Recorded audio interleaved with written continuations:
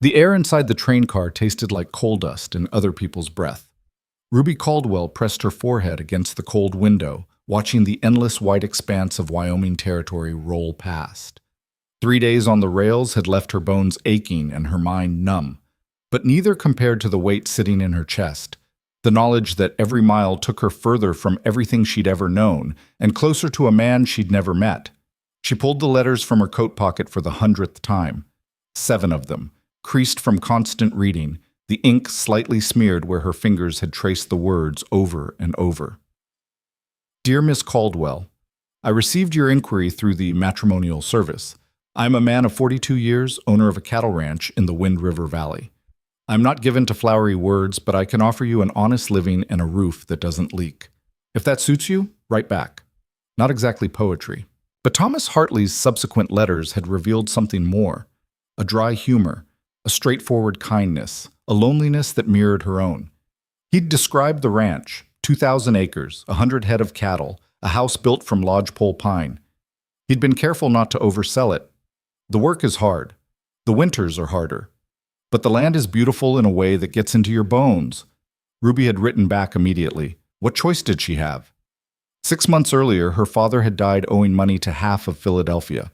The creditors had circled like vultures, picking the bones of what little the Caldwell family had left. Her mother had taken to her bed, broken by grief and shame. Her younger sister, just 15, needed feeding. The rent came due every month without fail. Ruby had tried everything. She'd worked as a seamstress until her fingers bled.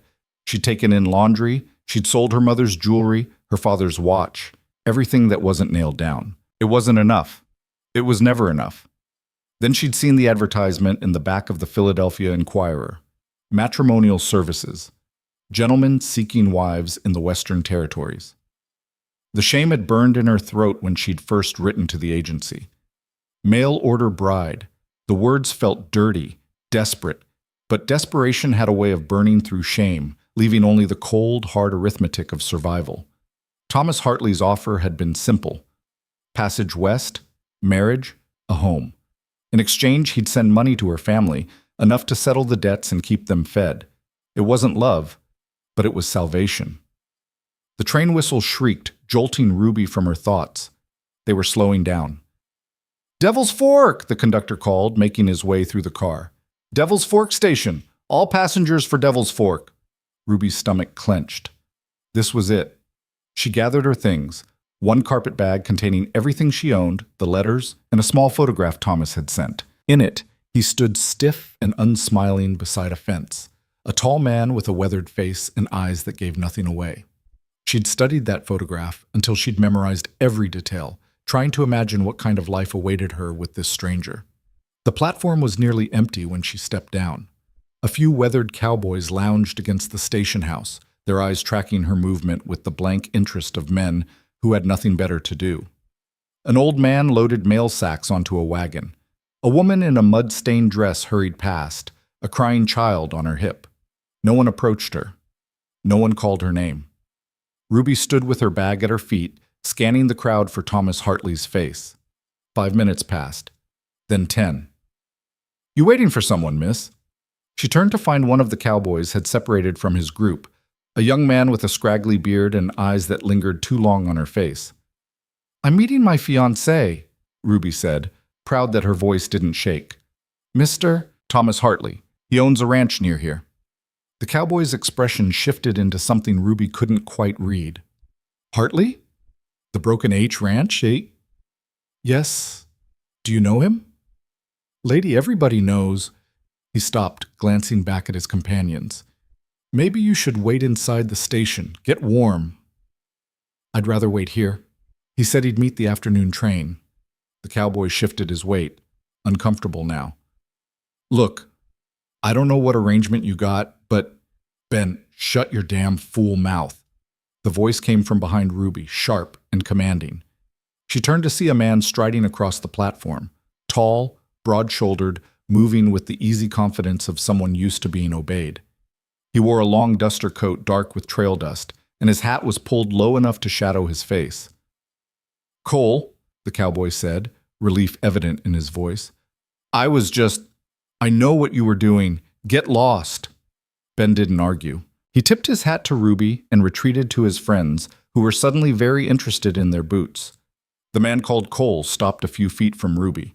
Up close, she could see the hard lines of his face, the gray threaded through dark hair at his temples, the way his eyes, pale blue, almost colorless, assessed her with the practiced efficiency of someone evaluating livestock. "You're Ruby Caldwell." It wasn't a question. "I am, and you are." Cole Mercer, foreman of the Broken H. He paused, and something flickered across his expression, something that made Ruby's chest tighten. "We need to talk, not here. I'm waiting for Thomas Hartley." "I know." His voice was flat, carefully empty. "Come with me, Miss Caldwell, please."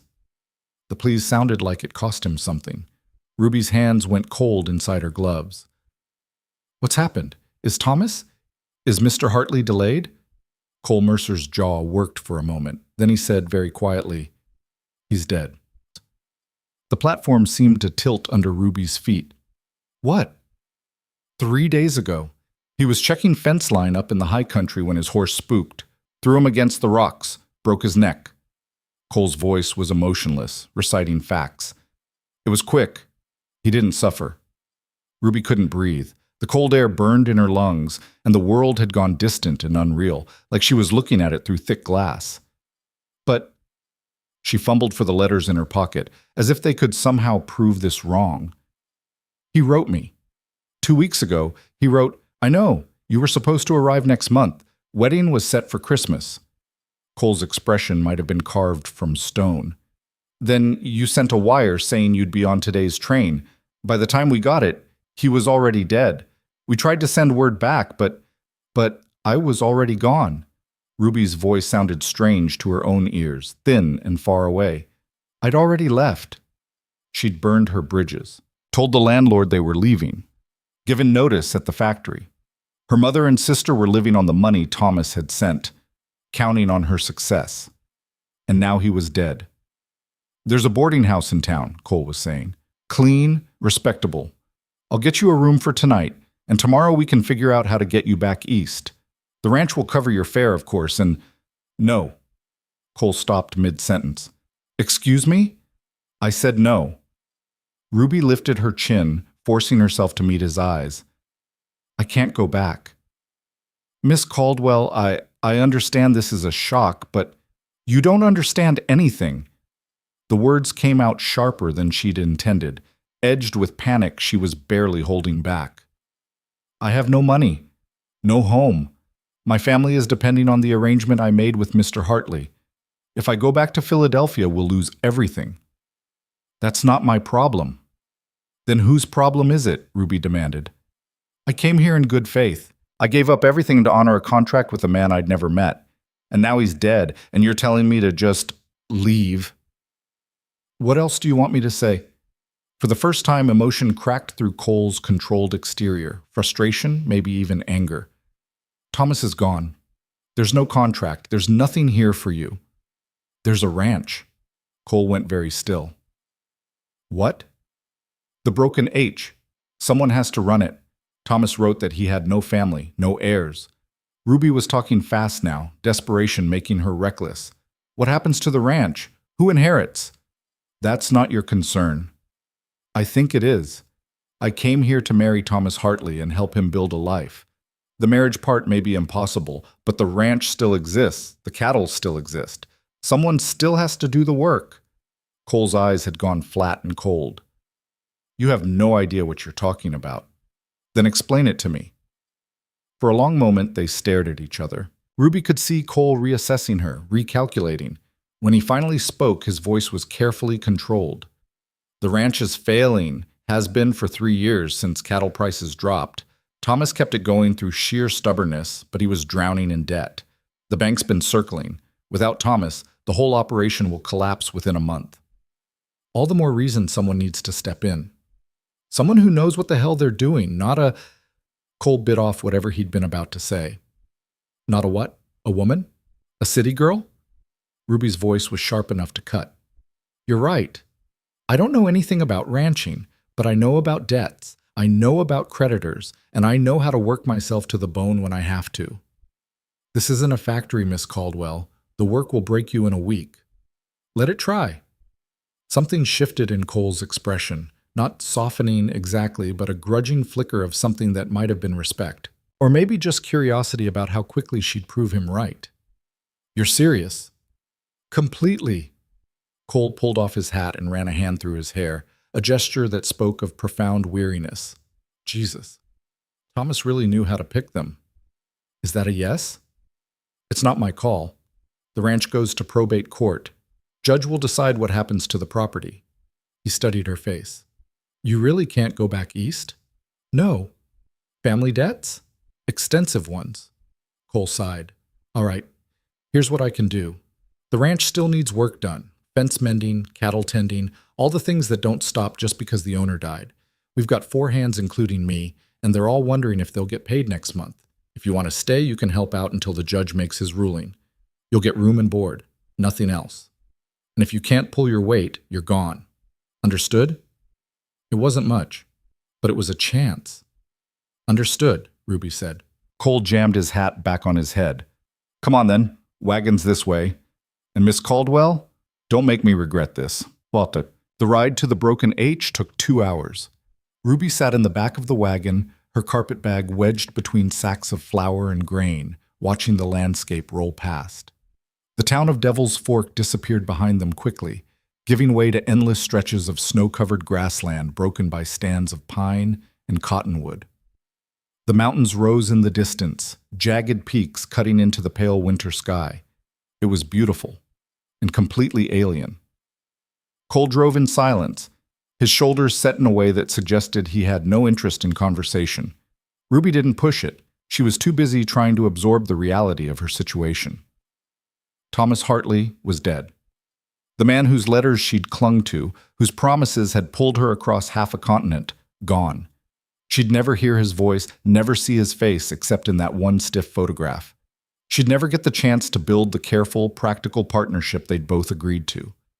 The grief surprised her. You couldn't mourn a stranger, could you? But something in her chest ached anyway, for the loss of possibility, for the future that had died with him. And beneath the grief, cold and sharp, fear. She had no plan, no safety net. She was betting everything on the slim chance that she could somehow prove her worth to a foreman who clearly wanted her gone and a ranch that was already dying. How long did you work for Thomas? Ruby asked, breaking the silence. Cole's shoulders tensed slightly. 8 years? You must have known him well. Well enough. What was he like? For a moment she thought Cole wouldn't answer.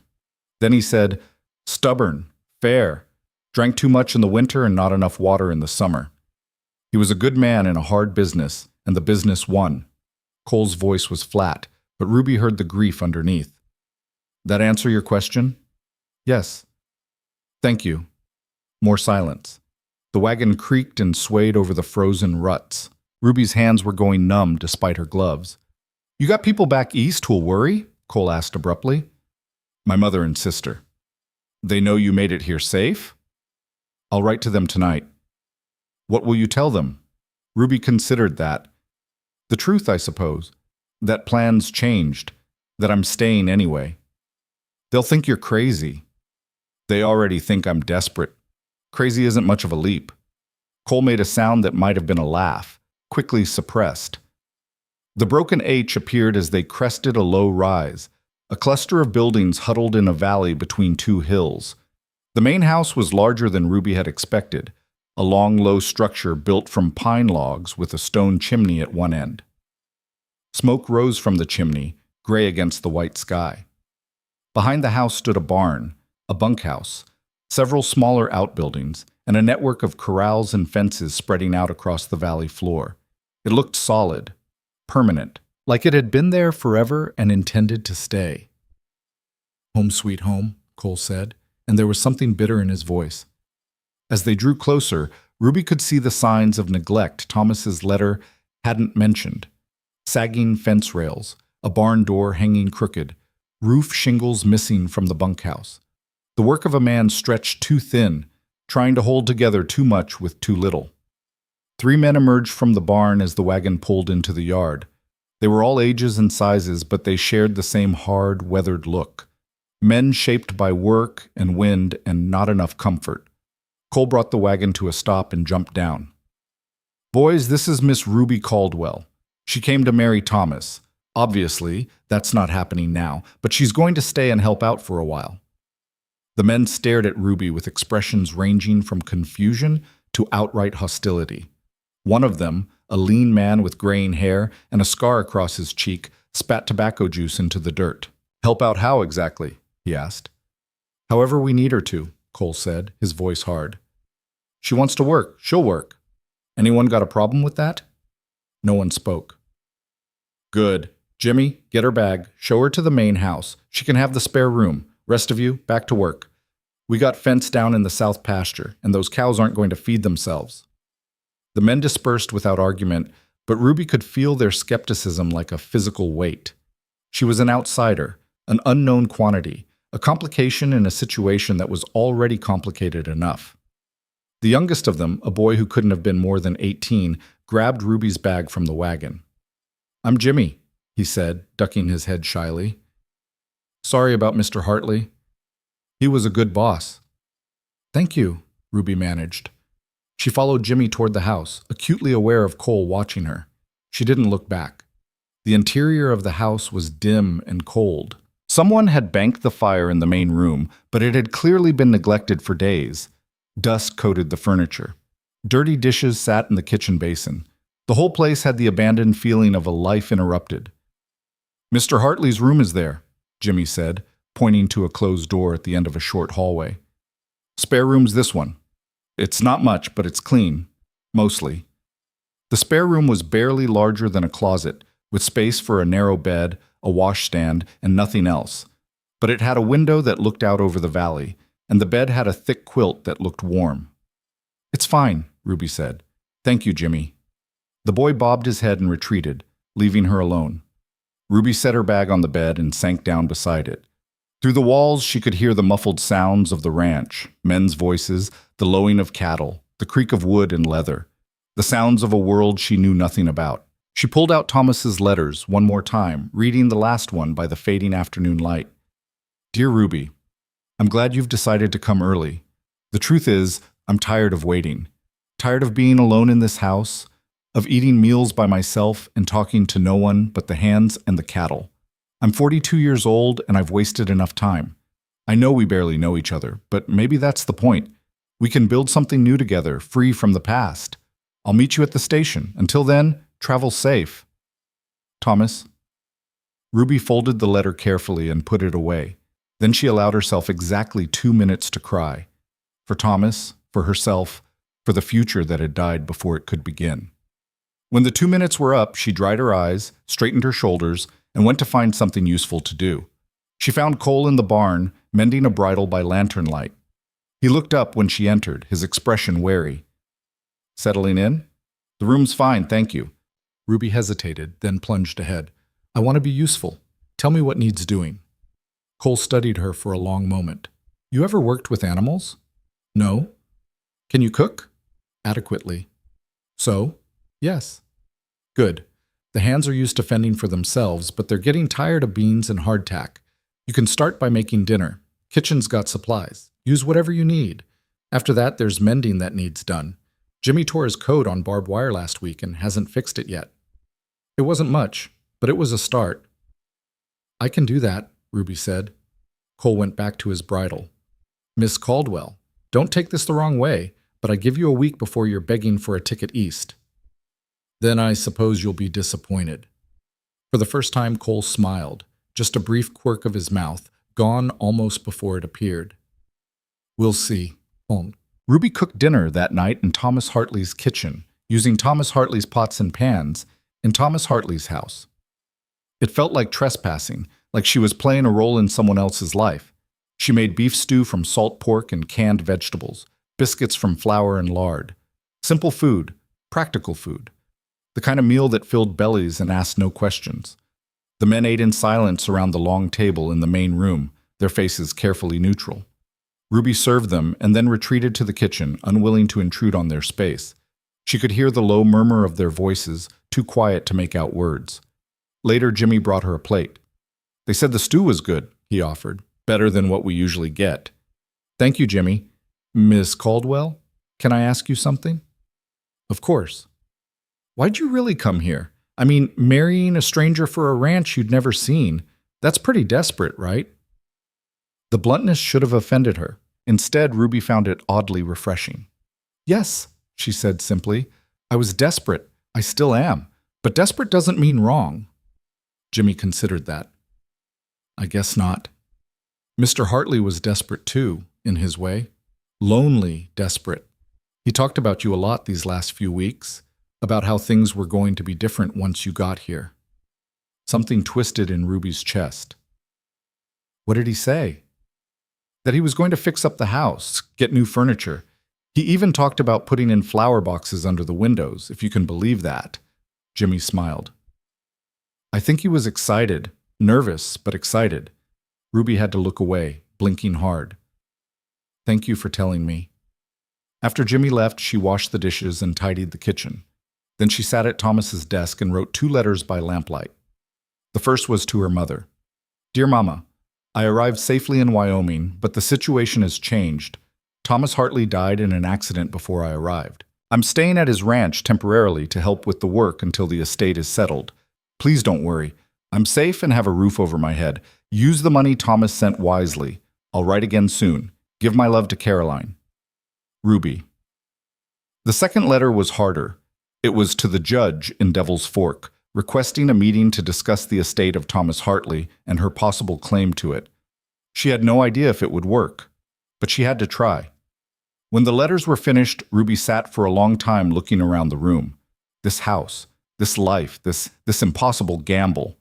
She thought about her father, who died owing money to everyone, about her mother, broken by shame and loss, about her sister, too young to understand how close they were to the edge.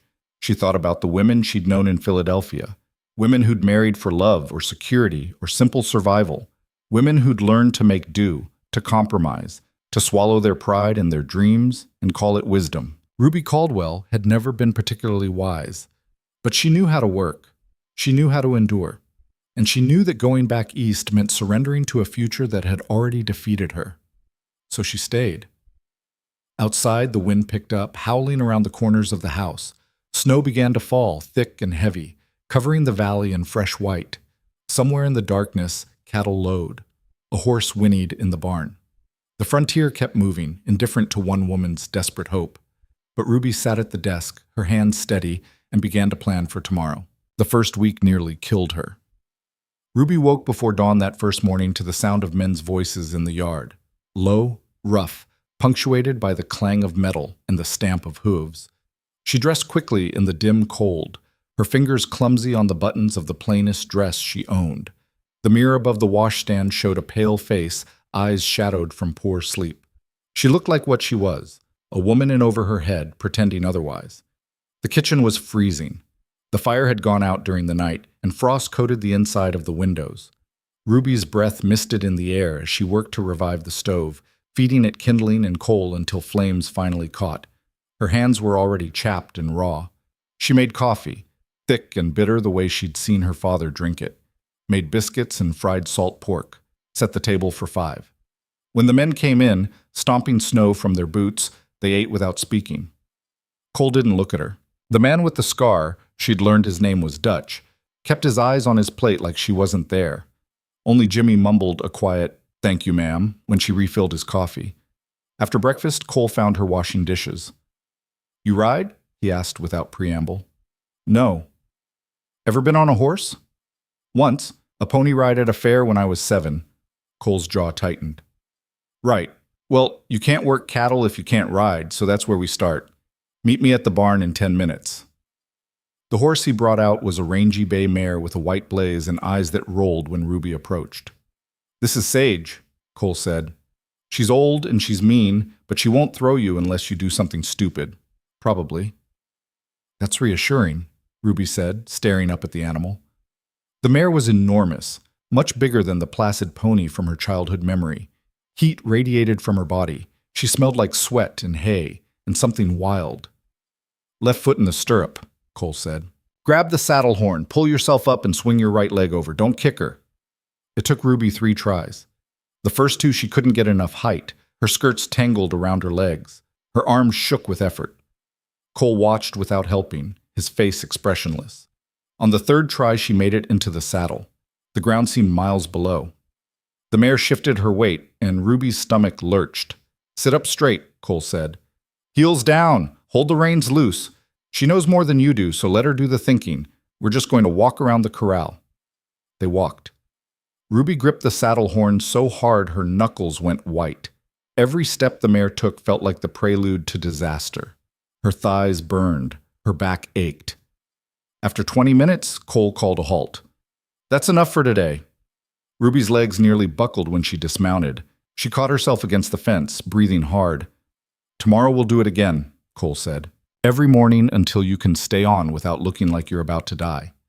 I wasn't. Yes, you were. And that's fine. Everyone starts somewhere. He paused, studying her. You're not giving up. It wasn't a question, but Ruby answered anyway. No. Why not? Because I can't. Something flickered in Cole's expression. Not sympathy exactly, but a kind of recognition. Fair enough, he said, and walked away. The days blurred together. Ruby cooked and cleaned and learned to ride. She mended clothes by lamplight, her fingers cramped from the unfamiliar work. She hauled water from the well until her shoulders screamed. She learned the names of the men and the patterns of their days.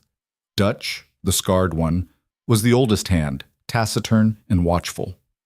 He'd worked the broken H longer than anyone except Cole.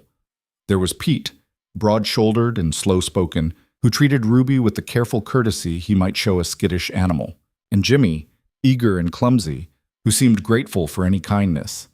None of them trusted her. She could feel it in the way they watched her, waiting for her to fail.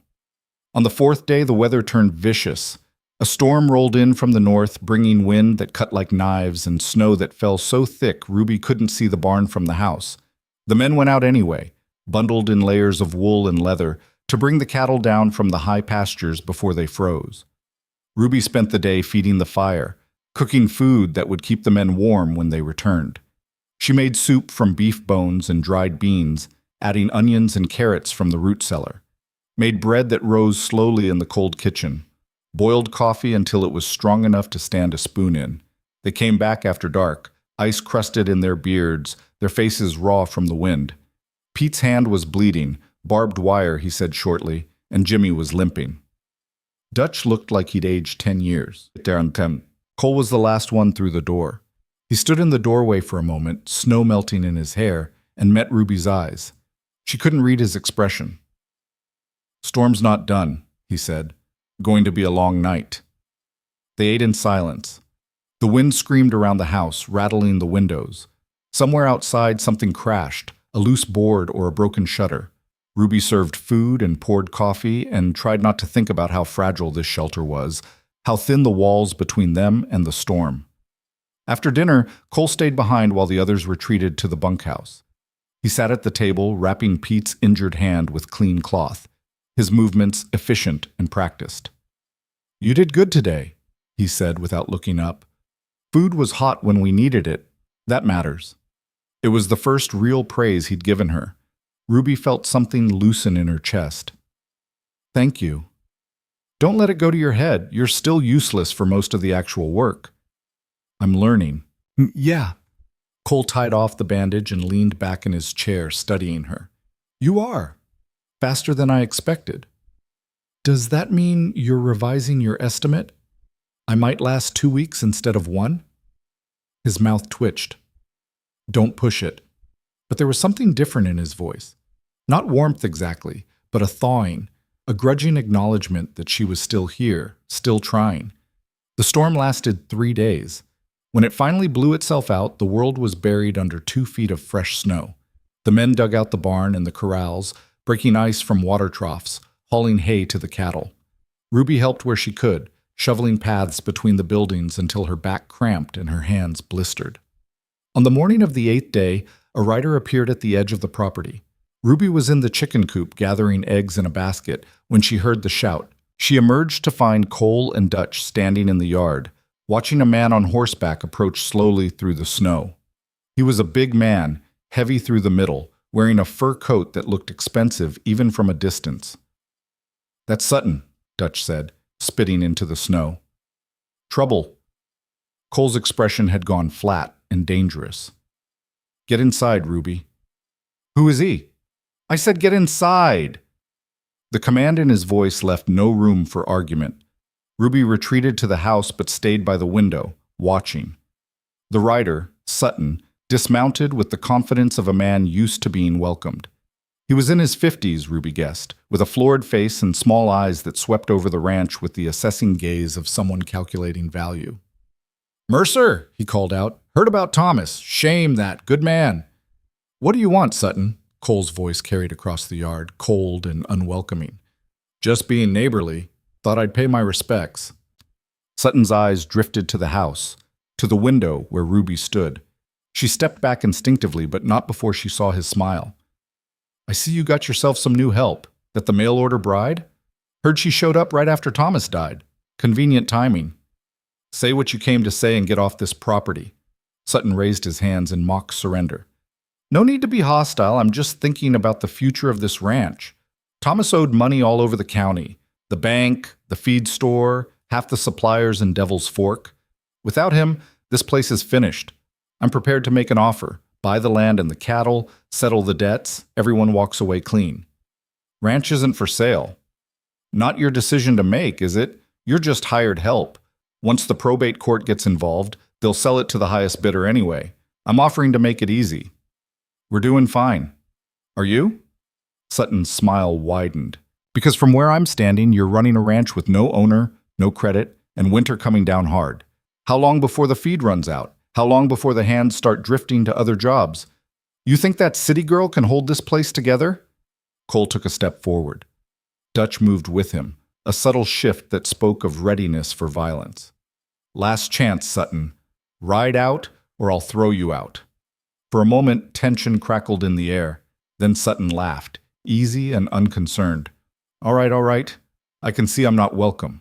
But when this place falls apart, and it will, you remember I tried to help." He swung back into his saddle, taking his time. "Give my regards to the widow." "Oh, wait. She's not actually a widow, is she? Just a girl who showed up hoping to marry into property. Well, too bad for her."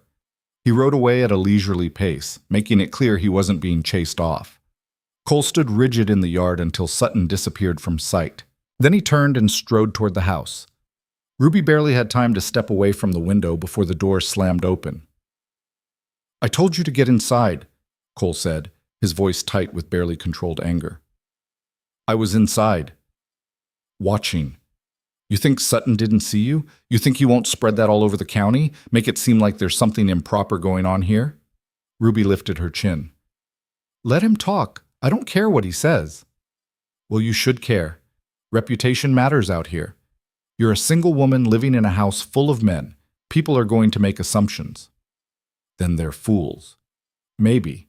But they're fools who control credit and jobs, and whether anyone will do business with this ranch." Cole paced the small kitchen like a caged animal. "Sutton's right about one thing. We're vulnerable. Thomas kept this place running on handshake deals and promises. Without him, all of that goes away." "What did he mean about the probate court?"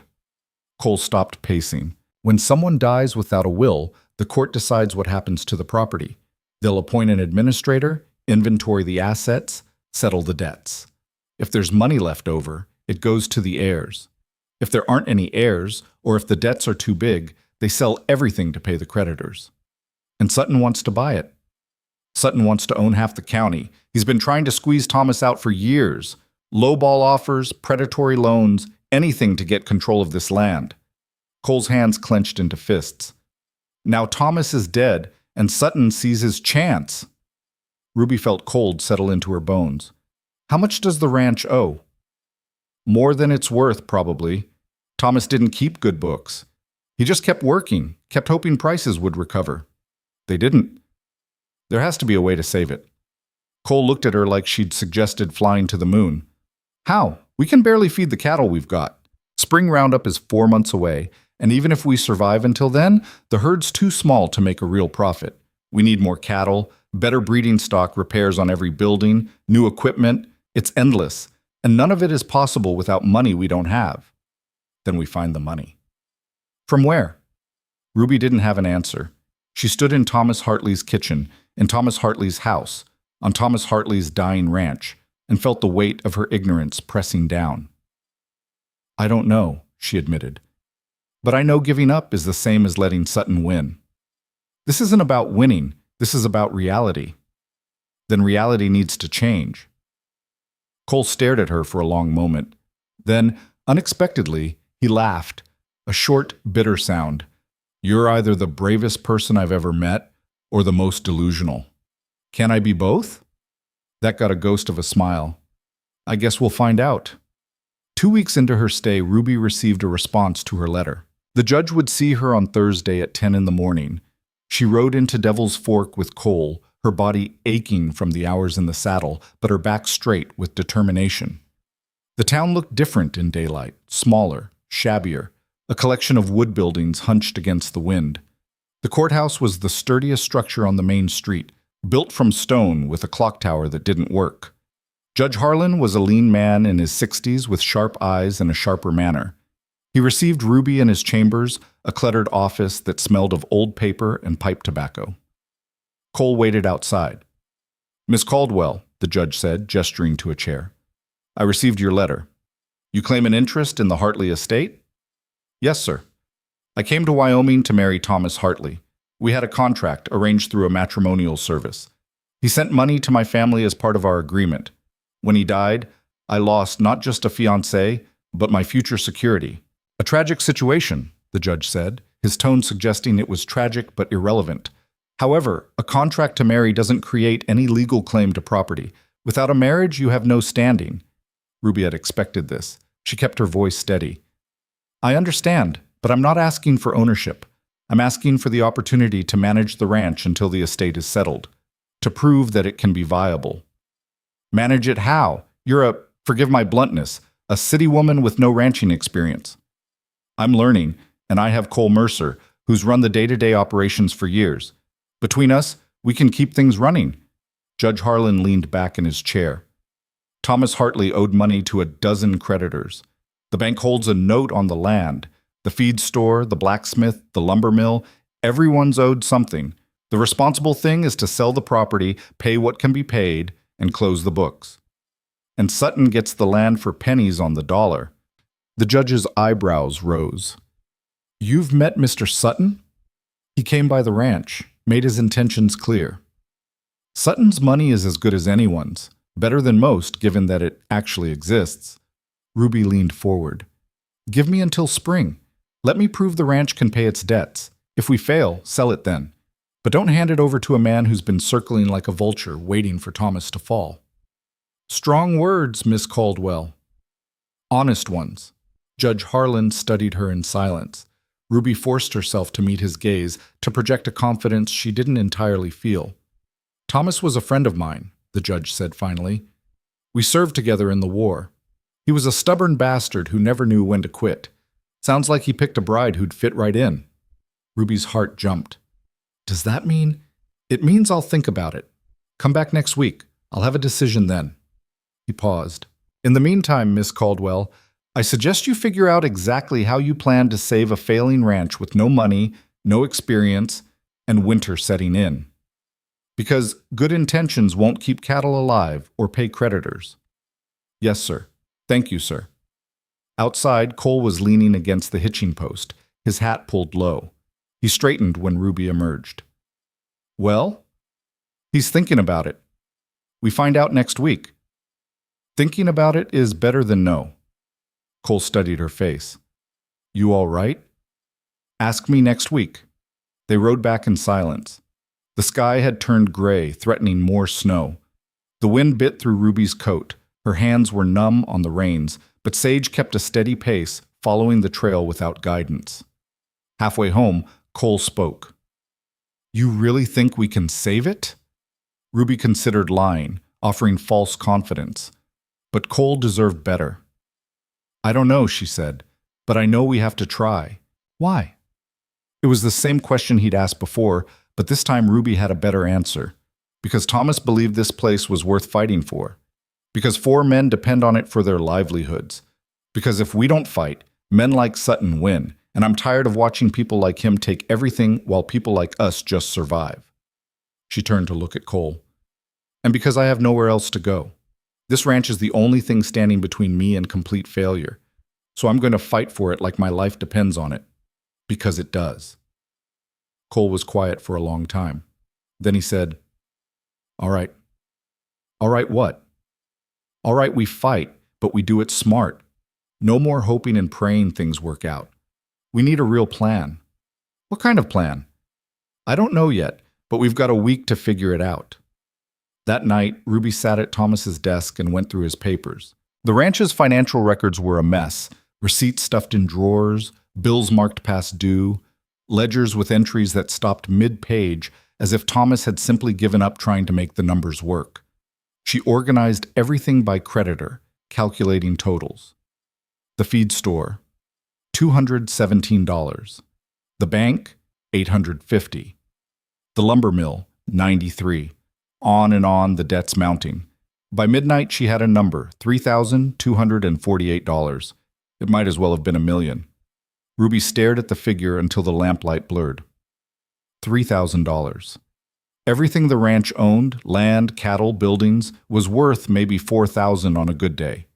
And that was if you could find a buyer who wasn't trying to steal it. There was a knock at the door. Cole stood in the hallway, still dressed despite the late hour. "Saw your light," he said. "Thought you might need this." He held out a bottle of whiskey. Ruby laughed, surprised. "I don't drink." "Neither did I, before I started working here." He set the bottle on the desk and pulled up a chair. "What's the damage?" She showed him the ledger. Watched his expression darken as he scanned the numbers. "Jesus, Thomas? Can the ranch produce $3,000 between now and spring?" "Not a chance. Maybe 1,000 if we sell half the herd, but that leaves us nothing to rebuild with. We'd be selling the future to pay for the past. Then we need another way." "Like what?" Ruby shook her head, frustration building. "I don't know. I don't know anything about ranching or cattle or how any of this works. I can cook and clean and pretend I'm useful, but when it comes to actually saving this place, I'm useless." "You're not useless. Then what am I?" Cole was quiet for a moment. "You're stubborn. And you're brave, even if you don't see it. Those count for something. Not enough. Maybe. Maybe not." He reached for the whiskey, poured a small measure into 2 cups from the kitchen, slid one toward Ruby. "Thomas used to say that ranching was 10% skill and 90% refusing to quit when any sane person would. You've got the refusing to quit part down. The rest? We can teach you." Ruby looked at the whiskey, picked up the cup and drained it in one swallow. It burned going down, harsh and medicinal, but it warmed her from the inside. "Teach me then, everything. I want to understand this place, how it works, what it needs, where the money goes and where it comes from. I want to know it like Thomas knew it." "That'll take time we don't have." "Then we'll work faster." Cole smiled, a real one this time. "You're going to fit in just fine here, Ruby Caldwell, whether you want to or not." He left her with the bottle and the ledger. Ruby sat alone in the lamplight, looking at the numbers that wouldn't add up and the future that refused to make sense. Outside, the wind picked up again. The house creaked and settled. Somewhere in the darkness, the cattle were huddled against the cold, waiting for spring and better days. Ruby picked up her pen and began to write. Not a letter this time, but a list. Everything she needed to learn. Everything she needed to do. Every problem that needed solving. The list ran to 3 pages. When she was finished, she extinguished the lamp and sat in the dark, listening to the ranch breathe around her. This place that Thomas had built and failed to save. This place that now depended on her, a woman who'd never even seen a cow before 2 weeks ago. It was impossible, everyone knew it, but Ruby had learned something in her 22 years. Impossible just meant no one had figured it out yet. She'd figure it out. Or she'd die trying. In the dark, in the cold, in Thomas Hartley's house, Ruby Caldwell made herself a promise. This ranch would survive. She would make sure of it, even if she had no idea how. The week crawled past like an injured animal. Ruby spent her days learning the brutal arithmetic of survival. How many pounds of hay a cow needed per day. How much a calf would fetch at market. how thin you could stretch credit before it snapped. Cole walked her through the ranch operation with the patience of a man teaching someone to defuse a bomb, explaining each piece as if her life depended on understanding it, which Ruby was beginning to realize it did. Judge Harlan's answer came on a gray Thursday morning. Ruby stood in his chambers again, her hand steady despite the fear coiling in her stomach. "I've reviewed the Hartley estate," the judge said, shuffling papers on his desk. "The situation is worse than I thought. Thomas was 3 months behind on his banknote. Another 2 months and they can foreclose regardless of what I decide." Ruby's chest tightened. "So you're selling?" "I didn't say that." Judge Harlan leaned back, studying her with those sharp eyes. "Against my better judgment, I'm giving you a chance. You have until April 1st to bring the accounts current. Pay off enough debt to prove the ranch is viable, and I'll appoint you temporary administrator. Fail, and everything goes to auction. April 1st, that's less than 4 months. I'm aware. I'm also aware it's probably impossible, but Thomas would have appreciated the gesture, even if it is pointless." The judge's expression softened slightly. "He talked about you, you know. Last time I saw him, maybe 2 weeks before he died. Said he'd found a woman brave enough to take a chance on Wyoming and stupid enough to take a chance on him. He seemed happy about it." Something burned behind Ruby's eyes. She blinked it away. "Thank you, Your Honor." "Don't thank me yet. You're about to find out just how hard this is going to be." Ruby rode back to the ranch with the news, her mind already racing through possibilities. 4 months. They needed $3,000 in 4 months. It couldn't be done. Everyone knew it couldn't be done. She'd figure out how to do it anyway. Cole took the news in silence, his jaw working. "April 1st. That's after spring calving, but before we can get the herd to market. We'd have to sell now, in winter, when prices are lowest." "What if we didn't sell cattle?" "Then where does the money come from?" Ruby had been thinking about this since leaving town. The horses. Thomas had horses, didn't he? Good ones? 6 saddle horses, a few work animals, nothing special. Could we breed them? Sell the colts? Not in 4 months. Takes 11 months for a mare to foal, and that's if we breed them tomorrow. Then we find another way. Ruby paced the kitchen, her mind working. What else does the ranch have? What aren't we using? Cole frowned. There's timber on the back 40.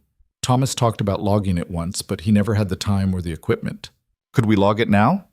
Maybe, but we'd need a sawyer, draft horses to haul the logs, and someone to buy the lumber. It's January, Ruby. Nobody's building in January. The railroad is. I saw it coming through. They're still laying track west of Devil's Fork. They need ties, don't they? Lumber for construction? Something shifted in Cole's expression. That might work. If we could cut enough timber, and if the railroad's buying, and if we could get a fair price. A lot of ifs. Welcome to ranching. They spent the next 2 days surveying the timber. The back 40 turned out to be closer to 60 acres of lodgepole pine, straight and tall, perfect for railroad ties. Cole estimated they could harvest maybe 2,000 ties if they worked fast and got lucky. 2,000 ties at 40 cents each, Ruby calculated. That's $800, not enough. It's a start. And we can sell some cattle too, the older stock that won't make it through another winter anyway. That's maybe another 500. Still not enough. No. Cole pulled off his hat, frustrated. We need a miracle. The miracle, when it came, arrived in the form of a telegram. Ruby was in the barn helping Jimmy mend tack when Dutch rode in from town, waving a yellow paper. Wire came for you, Miss Caldwell. Looks official. The telegram was from Chicago, from a cattle buyer named Harrison Welch. Ruby read it twice, her heart accelerating. What is it? Cole asked, appearing at her shoulder. Ruby handed him the telegram. A cattle buyer in Chicago. He's looking for quality breeding stock for a client back east. Says he's willing to pay premium prices for the right animals. Cole's eyes narrowed as he read. This is addressed to Thomas. How'd this Welch fellow know to contact him? Thomas must have written to him before he died. Look at the date. Welch sent this 3 weeks ago. It's been sitting at the telegraph office. Premium prices, Cole repeated, skeptical. What's premium? Twice market rate? 3 times? He doesn't say. But if it's even 50% over market, with our whole herd, We can't sell the whole herd. We'd have nothing left to rebuild with. What if we didn't sell our cattle? Ruby's mind was racing now, pieces falling into place. What if we bought cattle from other ranchers at regular prices and sold them to Welch at premium? We'd be middlemen. The profit could be enough. Cole stared at her. That's actually not a terrible idea, but it would take capital we don't have. You can't buy cattle without money. We could use the timber money, cut the ties, sell them to the railroad, use that stake to buy cattle cheap, and flip them to Chicago at a profit. And if something goes wrong, if the timber deal falls through or Welch's offer isn't as good as we think, or we can't move the cattle in time, then we're exactly where we are now, broke and desperate. Cole was quiet for a long moment. Then he folded the telegram and handed it back. All right, we do it. But I'm coming with you to Chicago. What? You've never bought cattle, never negotiated with dealers, never even seen a stockyard. You'll get eaten alive. I can learn. Not fast enough. We get one shot at this, Ruby. One. We can't afford mistakes. Ruby wanted to argue, to prove she could do this alone. But Cole was right. She'd be walking into a world she didn't understand, betting everything on her ability to convince hard men that she knew what she was doing. Fine, she said. We both go. When? Soon as we cut the timber and get paid for it. That'll take at least 3 weeks if we push hard. Then we push hard. The work nearly broke them. Ruby learned to swing an axe, her hands blistering and tearing open before callousing over. She learned to drive a team of draft horses, learned the rhythm of hauling logs from the forest to the makeshift mill they'd set up near the barn. Cole hired 2 extra men from town, paying them in promises and the last of the ranch's credit. They worked from dawn until they couldn't see, then worked by lantern light, racing against the calendar. The cold was vicious. Temperatures dropped below zero and stayed there for days. Ice formed on the saw blades. The horses struggled in the deep snow. Twice, trees fell wrong and nearly killed someone.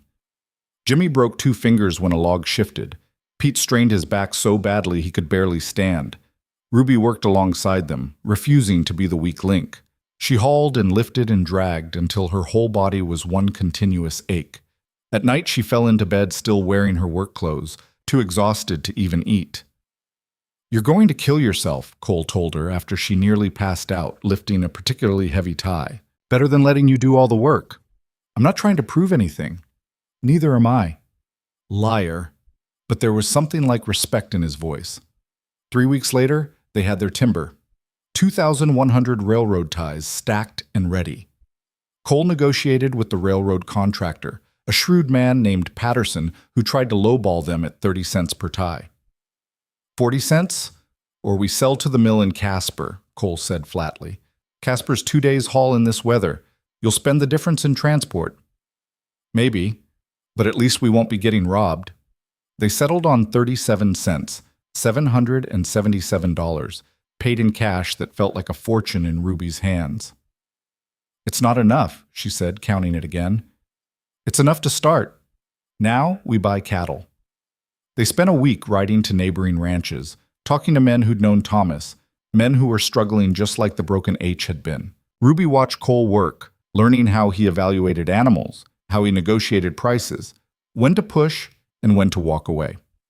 They bought 60 head of cattle, young steers mostly, healthy and well-fed, the kind of quality stock that would appeal to an Eastern buyer.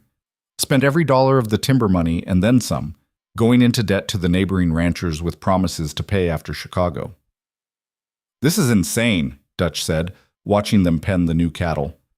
You're betting the ranch on a telegram from a man you never met. You have a better idea? Ruby asked. Dutch spat into the snow. Nope. But when this goes wrong, don't say I didn't warn you. 2 days before they were set to leave for Chicago, Sutton came back.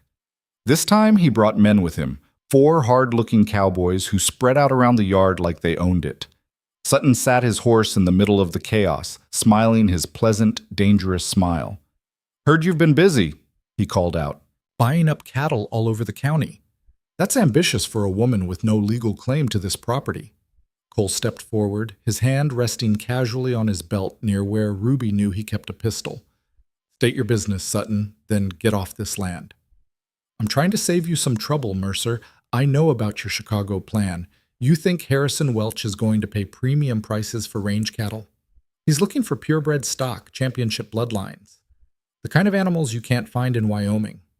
Ruby's stomach went cold. How do you know about Welch? I make it my business to know things, and I'm telling you, this scheme of yours won't work. You're going to ride all the way to Chicago with 60 head of cattle and find out Welch won't give you market rate, let alone premium. You'll be stuck with livestock you can't sell, in a city you don't know, with debts mounting back home.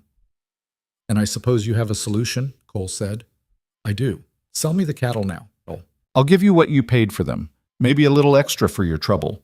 You can use that money to pay down the ranch debts, and when this whole mess goes to auction, at least you'll have tried. Not interested. Think about it, Mercer. You're gambling everything on the word of a stranger. What happens when it doesn't pay off? What happens to her? Sutton gestured to Ruby. She came out here looking for security.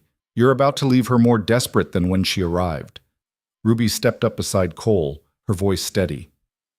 I can speak for myself, Mr. Sutton, and I'm telling you the same thing Cole did. Get off this property. Sutton's smile didn't waver, but his eyes went hard. You're making a mistake. Probably. But it's my mistake to make. Fair enough. Sutton gathered his reins. When you come back from Chicago broke and broken, don't expect another offer. I'll buy this place for pennies at auction and sleep fine doing it. He rode away, his men following. Ruby watched them go, her hands shaking with anger and fear she wouldn't let show. He's trying to spook us, Cole said quietly. Is he right? About Welch?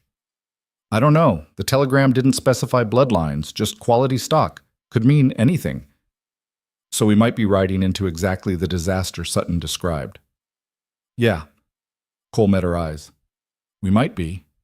You want to back out? Ruby thought about Philadelphia, about the cramped apartment and the creditors at the door, about her mother's broken eyes and her sister's too thin face.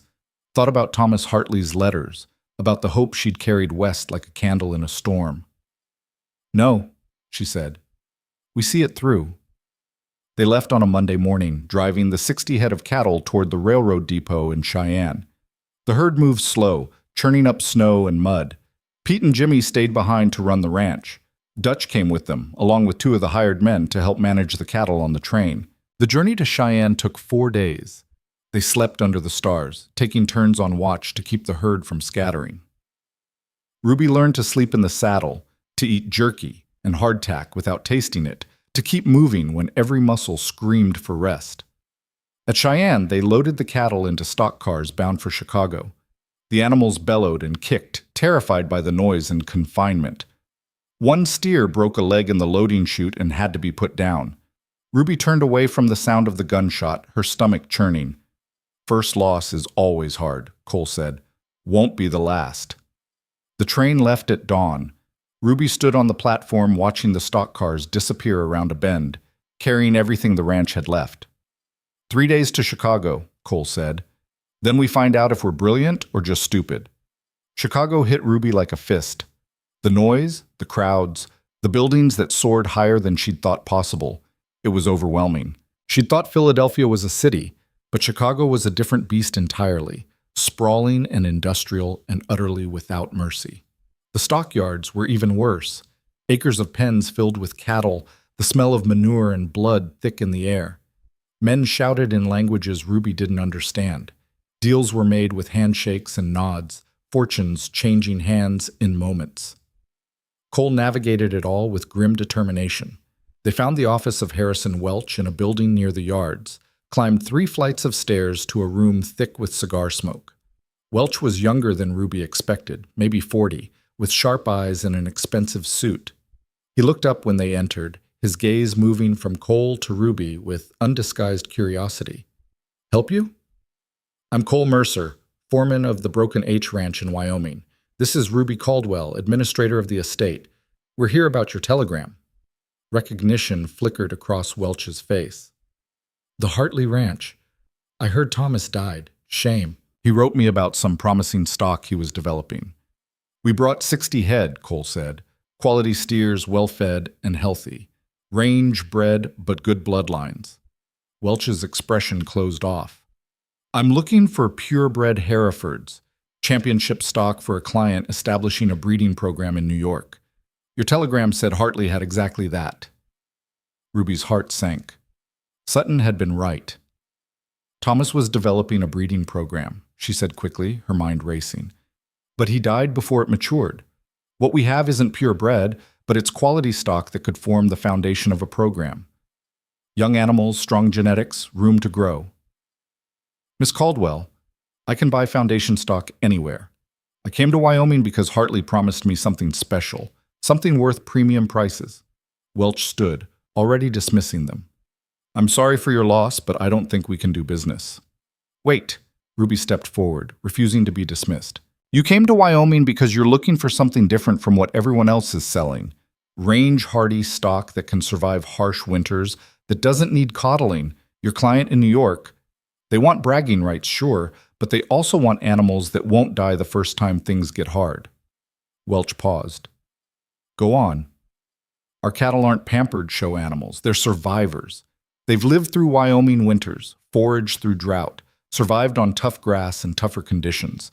You breed them with your client's purebreds. You get animals that have the appearance your client wants and the resilience they need. That's an interesting sales pitch.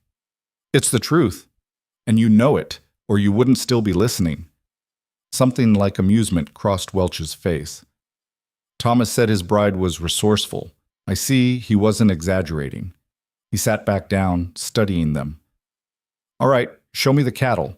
If they're as good as you claim, I'll make an offer.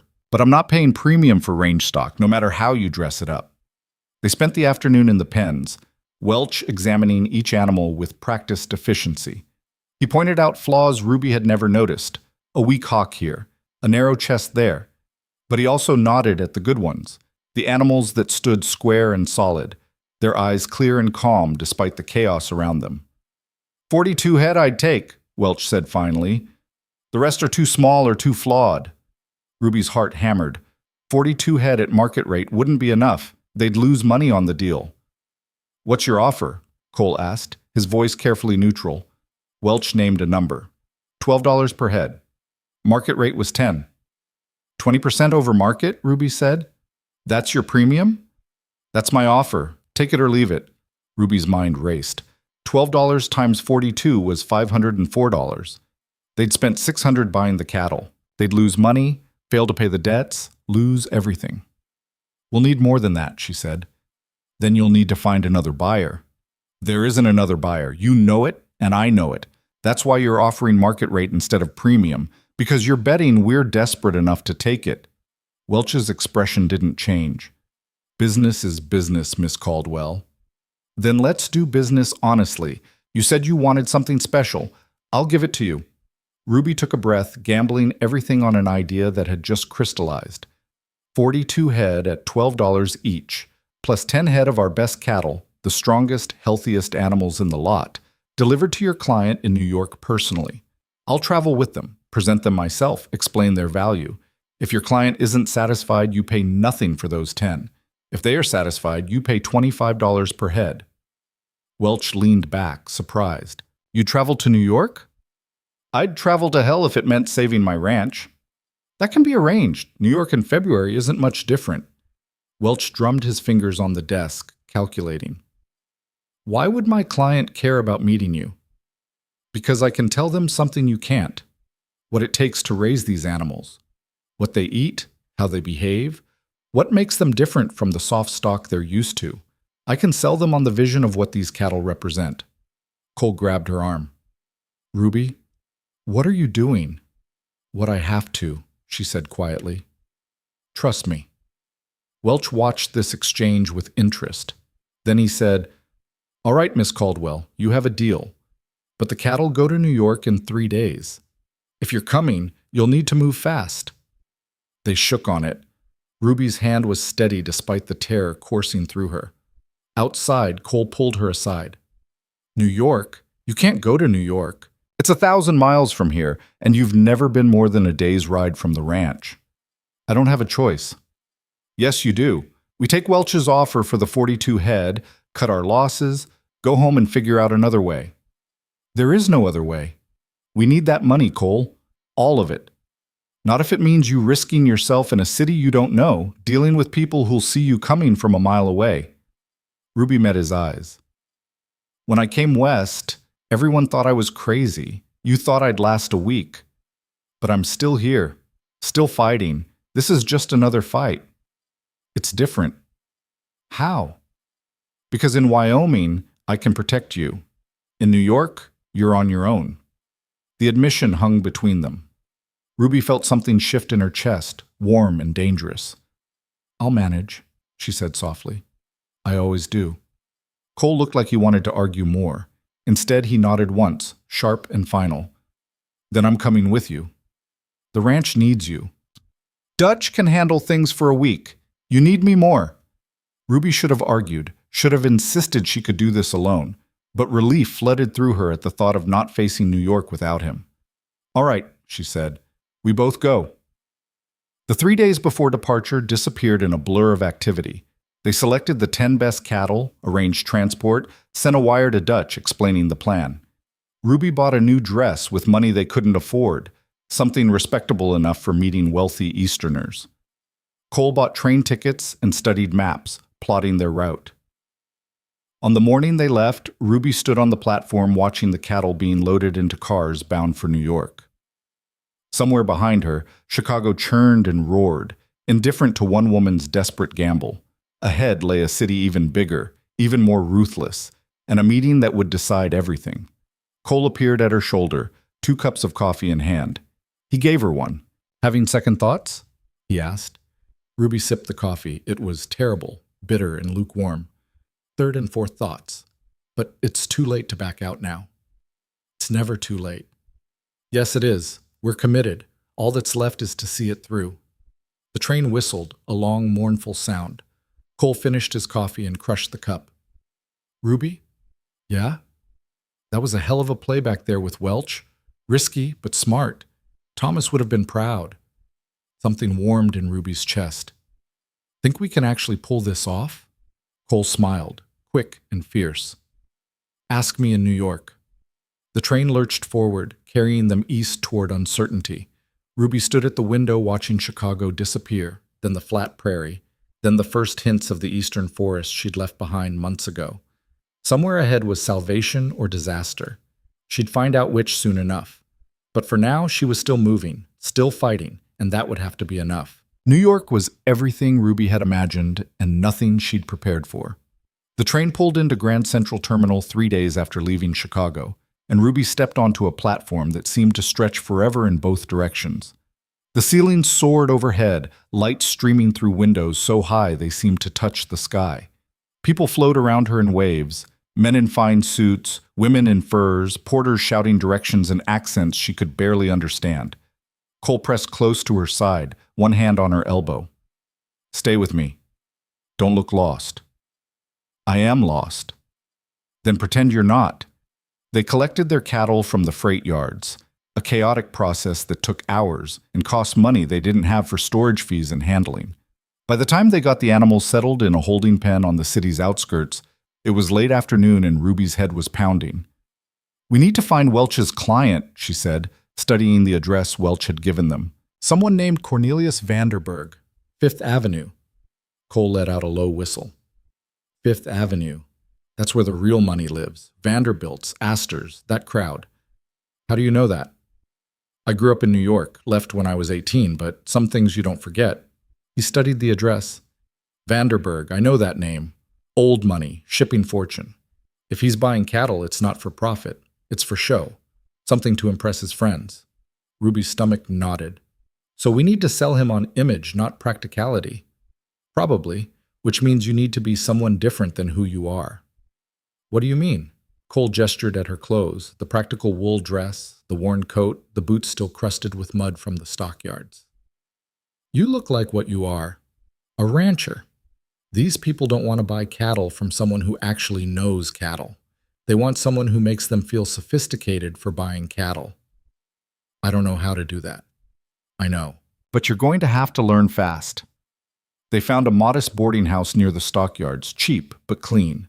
The landlady looked at them with barely disguised suspicion when Cole asked for 2 separate rooms. We're business associates, Ruby said sharply. Nothing more.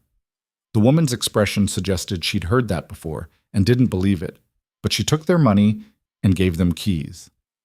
That night, Ruby lay awake in a narrow bed, listening to the city rumble outside her window.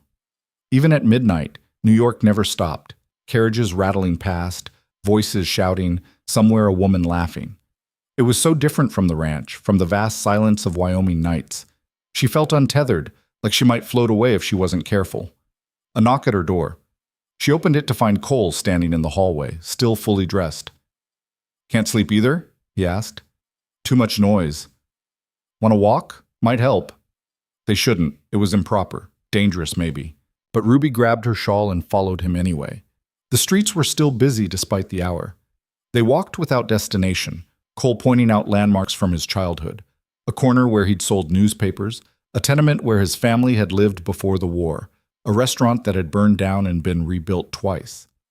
"Why'd you leave?" Ruby asked. "Because staying meant becoming my father. Drunk, angry, broke. The war gave me an excuse to run." Cole's voice was flat, reciting facts. "Figured I'd come back after, but there was nothing to come back to. Family was gone. Friends were dead, so I went west instead. And met Thomas. Yeah, he saved my life, actually. Pulled me out of a bar fight in Denver, gave me a job when I needed one, taught me everything about ranching." Cole stopped walking, staring up at a building Ruby didn't recognize. "I owe him. That's why I'm here. Why I'm helping you. Not because I think we can win, but because walking away would mean Thomas died for nothing." "We can win," Ruby said. "You don't know that." "No, but I believe it anyway." Cole looked at her then, really looked at her. "You're something else, Ruby Caldwell. Stubborn as hell and twice as crazy." "I'll take that as a compliment." "It wasn't—" "Yeah, all right. It was." They walked back in comfortable silence. At the boarding house door, Cole hesitated. "Tomorrow's going to be hard. Vanderburg isn't going to make this easy, and if Welch told him you're desperate, he'll use it against you." "I know." "So don't be desperate. Be confident. Make him think you're doing him a favor by selling to him. Even though we both know I'm not. Especially because of that." Cole's hand found hers, squeezed once. "You can do this. You've done everything else." Ruby held onto his hand a moment longer than necessary. "Thank you. For coming with me. For all of it." "Don't thank me yet. We haven't won anything. We're still fighting. That counts for something." Cole's smile was brief but genuine. "Yeah, I guess it does." The Vanderburg mansion was everything Ruby had feared. 5 stories of limestone and marble, windows that gleamed like diamonds, a door so large it seemed designed to make visitors feel small. A butler answered their knock, an older man with perfect posture and eyes that took in Ruby's modest dress and dismissed her in an instant. "Deliveries are made at the service entrance," he said. "We're not making a delivery," Cole said. "We have an appointment with Mr. Vanderburg. Harrison Welch sent word." The butler's expression didn't change. "Your name?" "Ruby Caldwell and Cole Mercer. From Wyoming." "Wait here." He closed the door in their faces.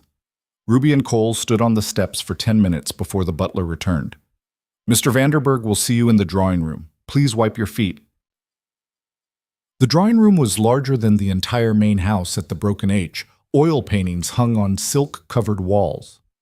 Furniture that looked too delicate to sit on was arranged in precise groupings. A fire crackled in a marble fireplace that could have roasted an entire cow. Cornelius Vanderburg stood by the window, a glass of amber liquid in his hand.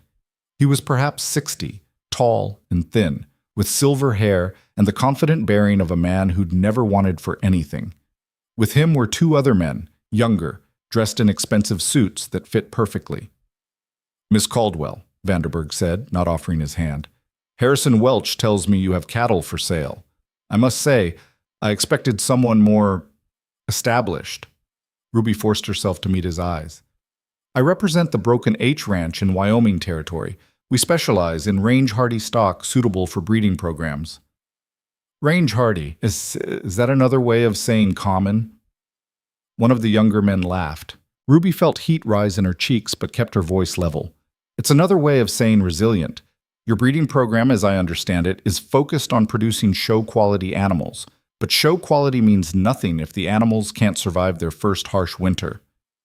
My estate in Connecticut is hardly the Wyoming wilderness, Vanderberg said dryly. No, but it's also not a controlled environment. Weather changes, feed quality varies, animals get sick. The difference between stock that survives and stock that thrives often comes down to genetics, whether the animal's ancestors had to fight for survival or were pampered their whole lives. Vanderberg sipped his drink. An interesting theory, but I can buy hardy stock from any number of Western ranches. What makes yours special? This was it. The moment where Ruby had to sell not just cattle, but a vision. Because our stock isn't just hardy. They're intelligent, adaptable. Thomas Hartley spent years selecting for animals that could think, that could solve problems, that didn't need constant human intervention. Your show cattle might be beautiful, but cross them with our stock and you get animals that are both beautiful and capable. You get the best of both worlds. And I suppose this premium genetics comes at a premium price, one of the younger men said. $25 per head, Cole said. 10 head total, $250. Vanderberg laughed. That's absurd. I can buy prize Herefords for less than that. Then buy Herefords, Ruby said. But when they die in their first hard winter because they don't know how to forage or shelter themselves, don't say we didn't offer you an alternative. The room went quiet. Vanderberg's eyes narrowed. You're very bold for someone in your position, Miss Caldwell. Welch told me about your situation. Failed ranch, mounting debts, everything riding on this sale. You're hardly in a position to make demands. Ruby's heart hammered, but she didn't look away. My situation doesn't change the quality of my cattle. You can buy cheaper stock from someone more desperate to please you, but you won't get better animals, and deep down, you know it.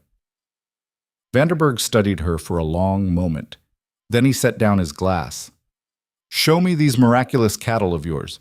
If they're half as good as you claim, I'll consider your price. If not, you've wasted my time and your own. The stockyard visit was a disaster from the start. It had snowed overnight, turning the pens into muddy slush. The cattle, stressed from travel and unfamiliar surroundings, were skittish and uncooperative. One of the steers charged the fence when Vanderberg approached, nearly trampling his fine leather shoes. These are your intelligent, adaptable animals, Vanderberg said, disgust clear in his voice. They look like range trash to me. Ruby felt panic rising. The cattle did look terrible, mud-splattered, wild-eyed, nothing like the calm, impressive animals she'd promised. Cole stood tense beside her, his jaw set. They're stressed, Ruby said. 3 days on a train, strange surroundings. Give them time to settle, and they'll show their quality. I don't have time. I'm leaving for Connecticut this afternoon. Vanderberg turned to leave. This was a mistake. Tell Welch I'm not interested. Wait. Ruby's voice came out sharper than intended. Vanderberg paused but didn't turn around. Ruby made a decision born of pure desperation. Give me 1 hour. Let me settle them, show you what they can really do. If you're still unimpressed, we'll leave and you'll never hear from us again. And if I am impressed, then you pay our asking price, $25 per head, no negotiation. Vanderberg turned back, a smile playing at his lips. You have nerve, I'll give you that. Very well. 1 hour. But I expect to be impressed, Miss Caldwell. Anything less, and you've wasted my very expensive time. He left with his associates, promising to return. Ruby sagged against the fence, her hands shaking. What the hell are you doing? Cole demanded. We can't make these cattle perform tricks in an hour. I know, but I had to buy us time. Time for what? Ruby looked at the cattle, their eyes rolling white with fear and exhaustion. She thought about Sage, the mean old mare who'd taught her to ride. About the hours she'd spent in the barn learning to read animal behavior from Jimmy and Pete. About Thomas's letters describing cattle as individuals, each with their own personality. Time to calm them down and show Vanderberg something real, she said. Help me. They worked quickly. Ruby sent Cole to buy feed, good quality hay and grain, the kind of food the cattle would recognize from home. While he was gone, she moved through the pens slowly, talking in a low, steady voice. The cattle watched her warily but didn't bolt. When Cole returned, they spread the feed in the pen and stepped back.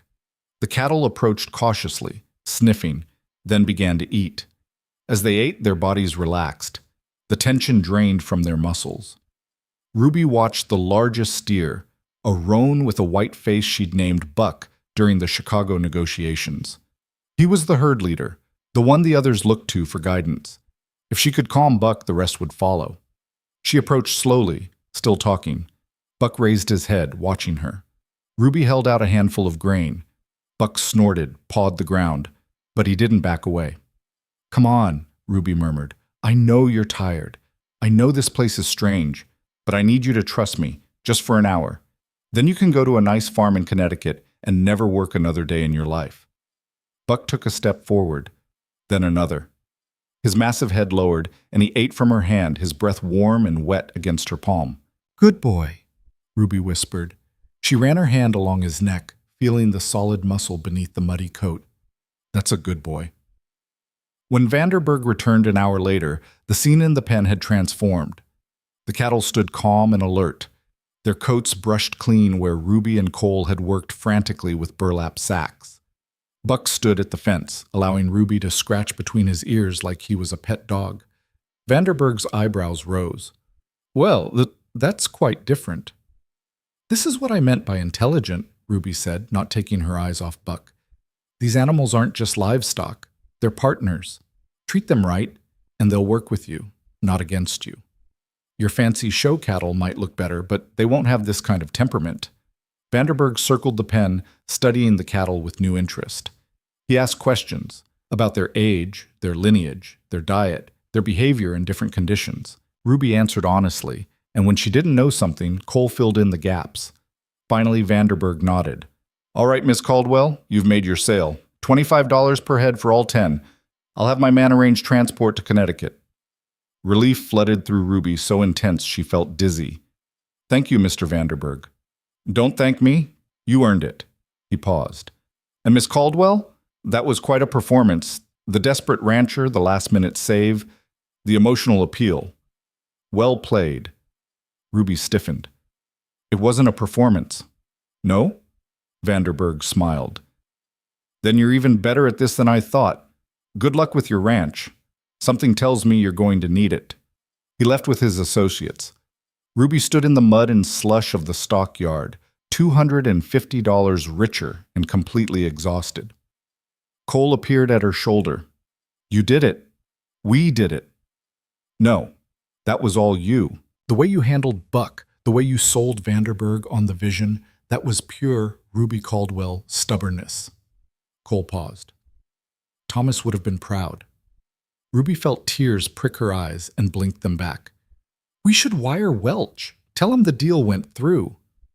"We should, but first you should eat something. You look about ready to fall over." They found a small restaurant near the stockyards, the kind of place that catered to drovers and dealers, not society types. Ruby ordered stew and ate mechanically, too tired to taste it. Cole sat across from her, nursing coffee. "So," he said, "we have Vanderberg's money plus Welch's payment for the other 42 head. That's $754 total. Add what we got for the railroad ties, we're at about $1,500, halfway to what we need." "The other half comes from selling the ranch's remaining cattle in the spring," Ruby said, "if prices hold and the calves survive winter." "A lot of ifs." "Always is." Cole was quiet for a moment. "You ever think about what happens after? If we pull this off, if we save the ranch, what then?" Ruby looked up. "What do you mean?" "I mean you came here to marry Thomas and run a ranch with him. He's gone. You've been running it anyway, but legally, it still is a state. Even if we pay the debts, even if you become administrator, you're a single woman trying to run a cattle operation in Wyoming. People are going to talk, make things difficult.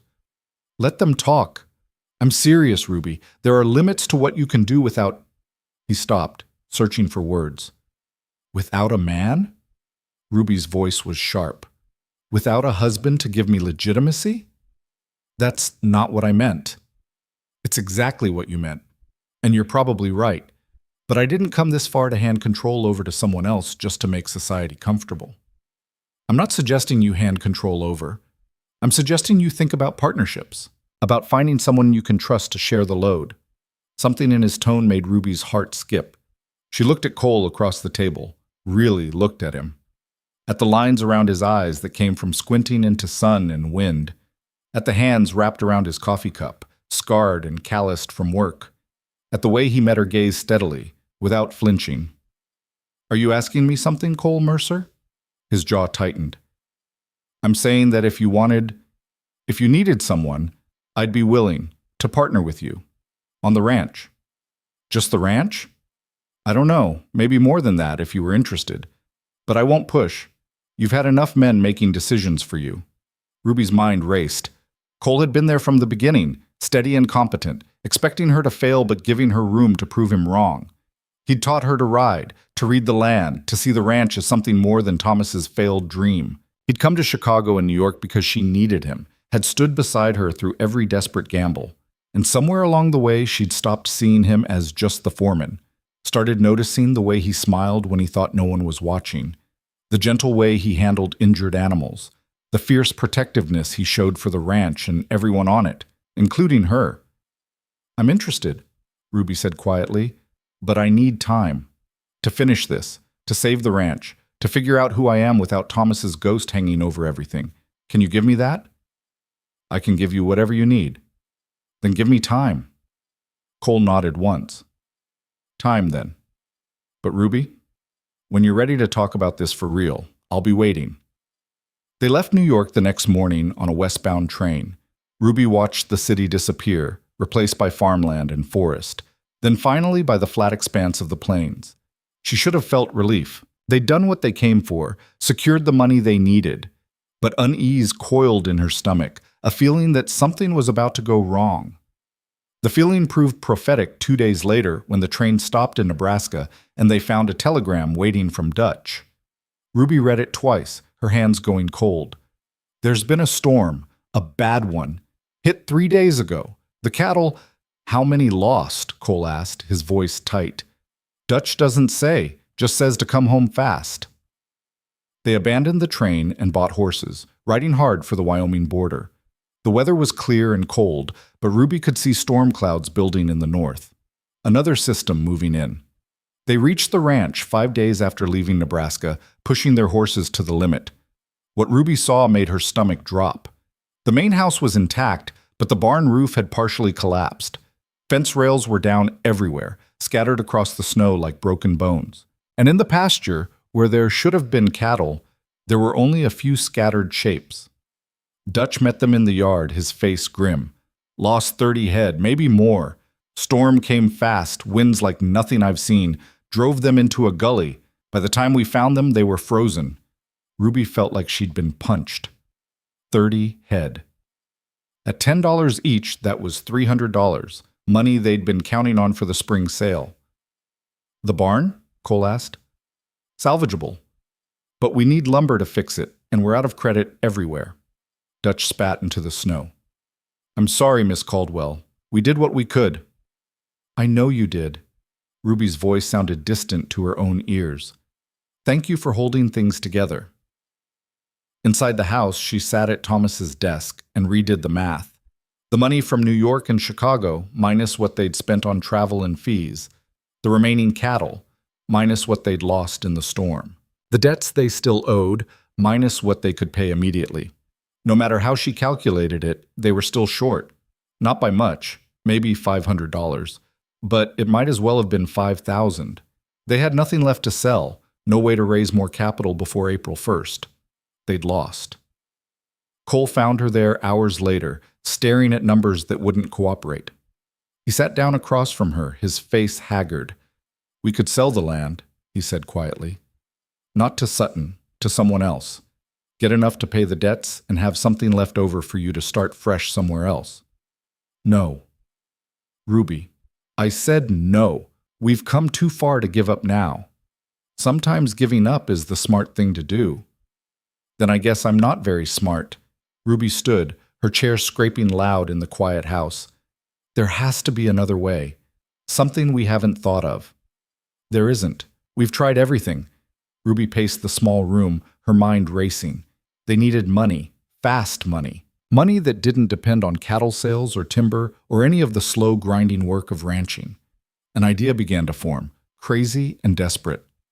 "The spring roundup," she said. "When does it happen?" "Late March. Why?" "What if we did it early? Rounded up our cattle and anyone else's we could find, got them to market before the usual rush. Prices would be higher because supplies lower." Cole frowned. "Early roundup means working in worse weather, more risk of losing animals. And we'd need to convince other ranchers to trust us with their stock." "But it's possible?" "Maybe. If we get lucky, if the weather holds, if—" "I'm tired of ifs," Ruby said. "I'm tired of waiting for things to go wrong. I want to make something go right for once." Cole studied her. "This is crazy. Everything we've done is crazy. Why stop now?" "Because eventually the crazy catches up with you." "Then let it. But let it catch me fighting." Cole was quiet for a long moment. Then he stood, walked to where Ruby stood by the window. Outside, snow was beginning to fall again, soft and silent. "All right," he said. "We do an early roundup, but we do it smart. No half measures, no desperate gamblers. We plan it right. We work with the other ranchers instead of against them, and we don't take stupid risks." "Agreed." "And Ruby?" Cole's hand found hers, warm and solid. "When this is over, when we've saved the ranch or lost it, we talk. About us. About what comes next." Ruby looked up at him, at the steady certainty in his eyes. "When this is over," she agreed. The snow fell harder, covering the broken fences and the wounded barn and the empty pastures, covering everything in white, hiding the damage beneath a blanket of cold silence. But inside the house, a fire burned, and two people stood together, planning their next impossible move. The frontier had tried to break them, but they were still standing. And they weren't done fighting yet. The early roundup plan should have been impossible. Every rancher Cole and Ruby approached looked at them like they'd suggested burning money for warmth. The weather was too unpredictable, the risks too high, the timeline too tight. But Ruby had learned something in her months on the frontier. Impossible was just another word for hard, and hard was something she knew how to do. The first break came from an unexpected source. 2 weeks after they'd returned from New York, a rider appeared at the ranch, a woman in her 50s with iron gray hair and eyes that missed nothing. She introduced herself as Margaret Chen, owner of the Double C Ranch 20 miles north. "Heard you lost cattle in the storm," Margaret said without preamble, sitting at the kitchen table while Ruby poured coffee. "Heard you're planning something crazy to make up the difference." Ruby glanced at Cole, who shrugged. "News travels fast. In this country, news is about the only thing that travels faster than disaster." Margaret sipped her coffee, studying Ruby over the rim. "I also heard you went to Chicago and New York, sold cattle for premium prices while the rest of us are taking whatever scraps the buyers offer. That true?" "We got lucky," Ruby said carefully. "Luck is what people call it when they don't want to admit someone worked harder and thought smarter than they did." Margaret set down her cup. "I'm interested in your early roundup idea. My husband died last year, and I'm running the Double C with 2 hands and a prayer. If you can get my cattle to market before the spring glut, I'll split the extra profit with you. 60-40 my favor." 50-50, Ruby countered. "We're taking all the risk of the early drive." Margaret smiled. 55-45, and I provide extra hands for the roundup." Ruby stuck out her hand. "Deal." They shook on it, and Ruby felt the first real flutter of hope she'd had since seeing Dutch's telegram. Margaret became their advocate. She knew every rancher in the valley, knew who was desperate enough to gamble, and who had cattle worth the effort. Within a week, they'd assembled a coalition of 5 ranches willing to participate. The total herd would be just over 300 head, enough to make the drive worthwhile if they could get the animals to Cheyenne before March. But that meant working in the worst of winter, and winter wasn't done with them yet. The blizzard hit on February 14th, 3 days before the roundup was scheduled to start. Ruby woke to a world that had disappeared. Visibility was less than 10 feet, wind screaming like something alive and angry. The temperature dropped so fast that water froze in the basin while she was washing her face. "We can't work in this," Jimmy said, peering out the window. His broken fingers had healed crooked, and he kept flexing them nervously. "We don't have a choice," Cole said. "The cattle are scattered. If we don't bring them in now, we lose more to the weather." If we go out in this, we might not come back, Pete said quietly. Ruby looked around the table at the men who'd become something like family. Dutch, scarred and cynical but loyal to the bone. Pete, steady and strong but worn down by years of hard luck. Jimmy, young and eager but scared of failing. And Cole, watching her with those pale eyes, waiting to see what she'd decide. "We go," she said, "but we go smart. Pairs only, no one works alone. We take the horses that know the land best. And if anyone gets into trouble, we abort and come back. The cattle aren't worth dying for." "The ranch might be," Dutch said. "The ranch is dirt and wood. We're people. People matter more." Dutch grunted, which Ruby had learned was his version of agreement. They went out into the storm in pairs. Ruby rode with Cole, pushing through snow that came up to the horses' chests. The wind cut through every layer of clothing, found every gap, turned exposed skin numb within minutes. Ruby's face felt like it was being flayed. Her hands were claws locked around the reins. They found cattle huddled in arroyos, behind rocks, in any depression that offered shelter from the wind. Some were already dead, frozen where they stood. Others looked close to it, their eyes dull with hypothermia. Cole and Ruby drove the survivors toward the ranch, but it was brutal, exhausting work. The cattle didn't want to move. They wanted to lie down and die. "Keep them moving," Cole shouted over the wind. "They stop. They're finished." Ruby's horse stumbled, went down hard on her front knees. Ruby barely managed to kick free of the stirrups before the mare rolled. She hit the snow hard, the impact knocking the air from her lungs. For a moment she couldn't breathe, couldn't think, could only lie there while the storm tried to bury her. Then Cole was there, hauling her up with one arm while managing his own horse with the other. "You hurt?" "No, Sage." The mare was already struggling to her feet, unhurt but spooked. Cole caught her reins, handed them to Ruby. "You sure you're all right?" Ruby nodded, not trusting her voice. Her whole body was shaking, whether from cold or shock she couldn't tell. They brought in 40 head that first day, lost another 15 to the storm. The work continued for 3 days, out at dawn, back after dark, every day a test of endurance. Ruby learned to ignore pain, to push through exhaustion so complete she sometimes forgot where she was. Once she fell asleep in the saddle and woke to find Sage had taken her back to the barn on her own. On the third night, Pete didn't come back. They waited an hour, then 2. Dutch wanted to go out searching immediately, but Cole stopped him. "Not in the dark. We'll be riding blind, and we'll just add to the body count." "He could be alive," Dutch insisted. "Injured, waiting for help. Or he could be dead, and we die trying to find him. We wait for first light." Ruby had never heard Cole sound so harsh, so final. Dutch looked like he might argue, but Jimmy put a hand on his arm. "Cole's right. We can't help Pete, but so if we're dead too." They found him at dawn, 2 miles from the ranch. His horse had thrown him into a ravine where the snow had drifted deep. Pete had tried to climb out, made it halfway before the cold took him. He was still clutching the saddle blanket he'd tried to use as a rope. They buried him the next day in ground so frozen they had to use picks to break through. The service was brief, no preacher, just 5 people standing in the snow while Dutch said a few words about a good man who'd deserved better luck. Ruby stood apart, guilt eating at her. Pete had died because of her plan, her desperate gamble. She'd told herself the cattle weren't worth dying for, but she'd sent him out anyway. "It's not your fault," Cole said quietly, standing beside her. "Yes, it is. I pushed this. I made everyone take the risk. Pete knew the risks, we all did. He chose to come. Because I made it sound like we had a chance. We do have a chance, a better one than we had before." Cole's voice was firm. "Pete's death doesn't change that. If anything, it makes it more important that we succeed. Otherwise, he died for nothing." Ruby wanted to argue, to wallow in the guilt, but Cole was right. The only way to honor Pete's death was to finish what they'd started. The roundup resumed the next morning. They worked grimmer, faster, pushing themselves harder.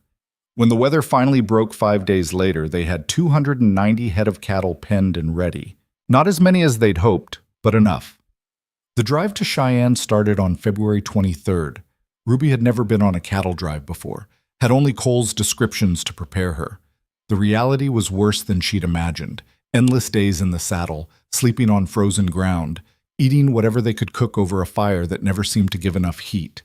The cattle were ornery, constantly trying to scatter or stampede.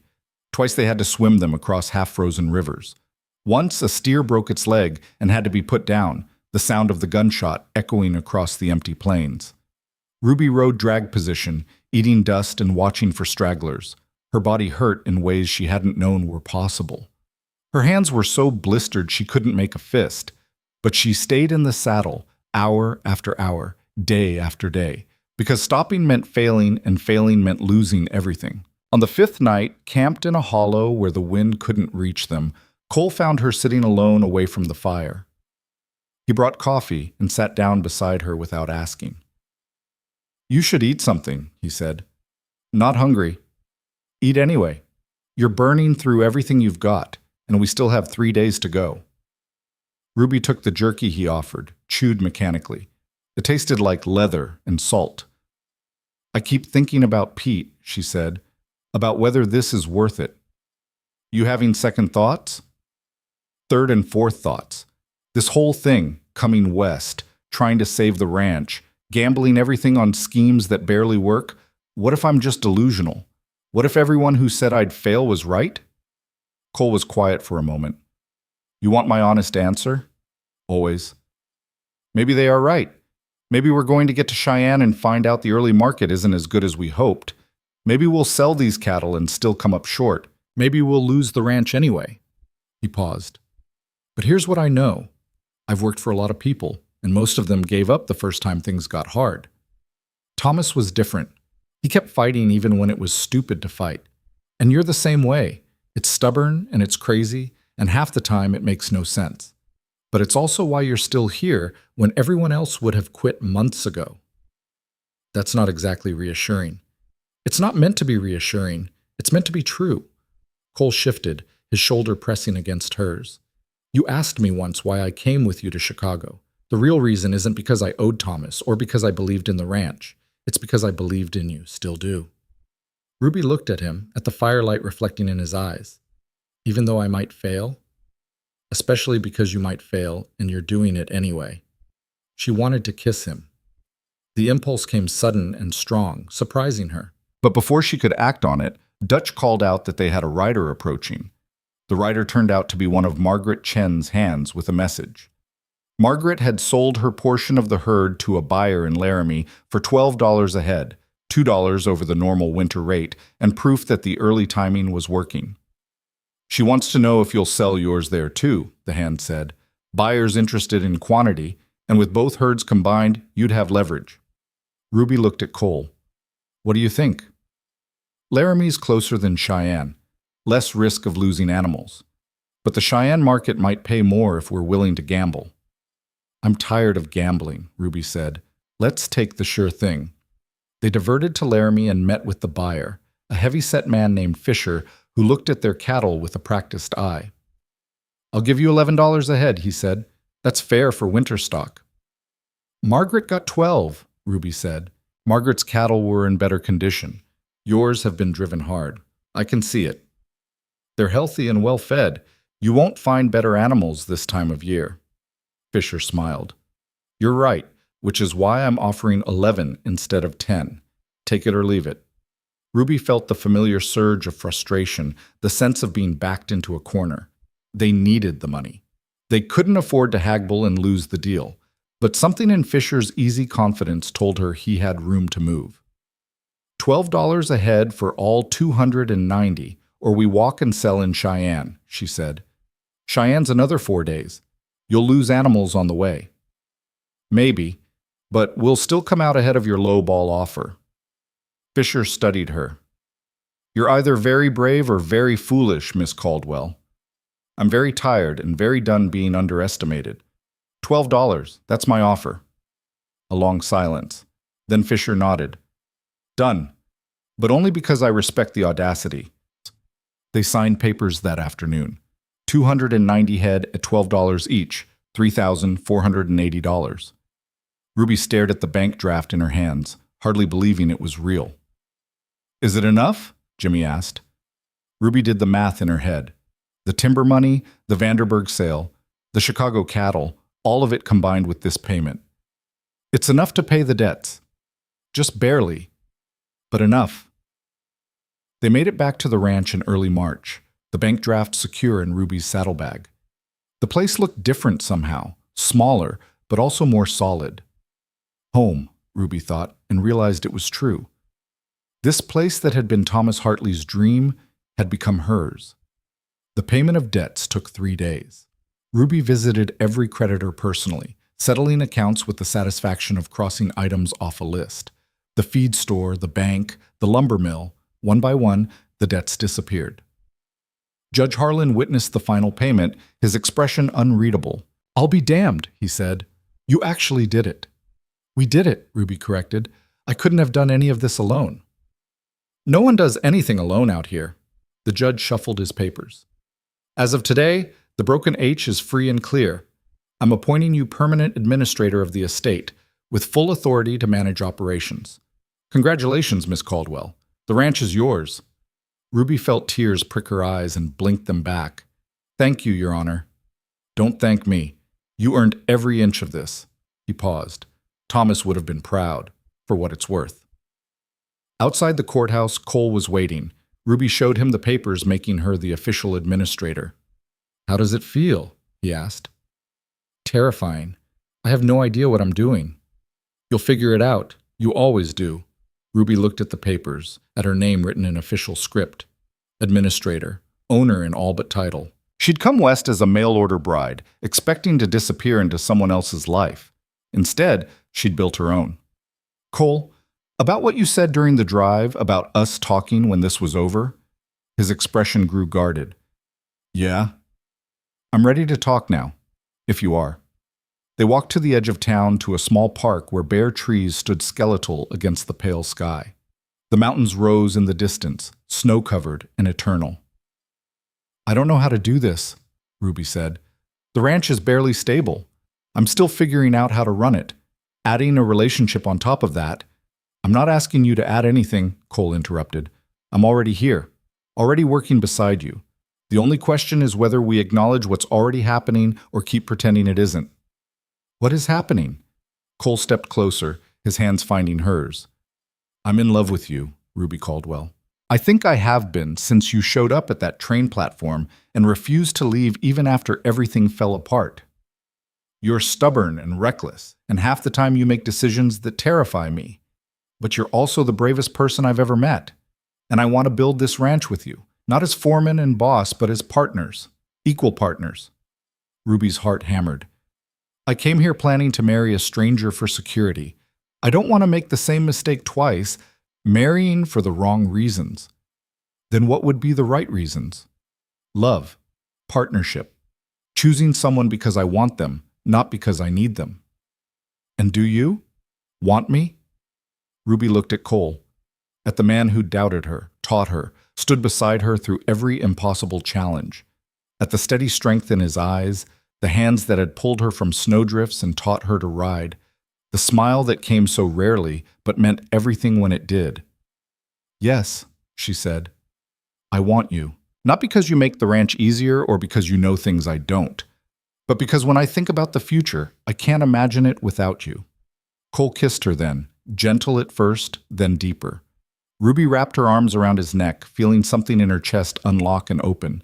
This wasn't the desperate coupling she'd expected with Thomas, a transaction disguised as marriage. This was choice. This was want. This was real. When they finally pulled apart, Cole was smiling. "So is that a yes?"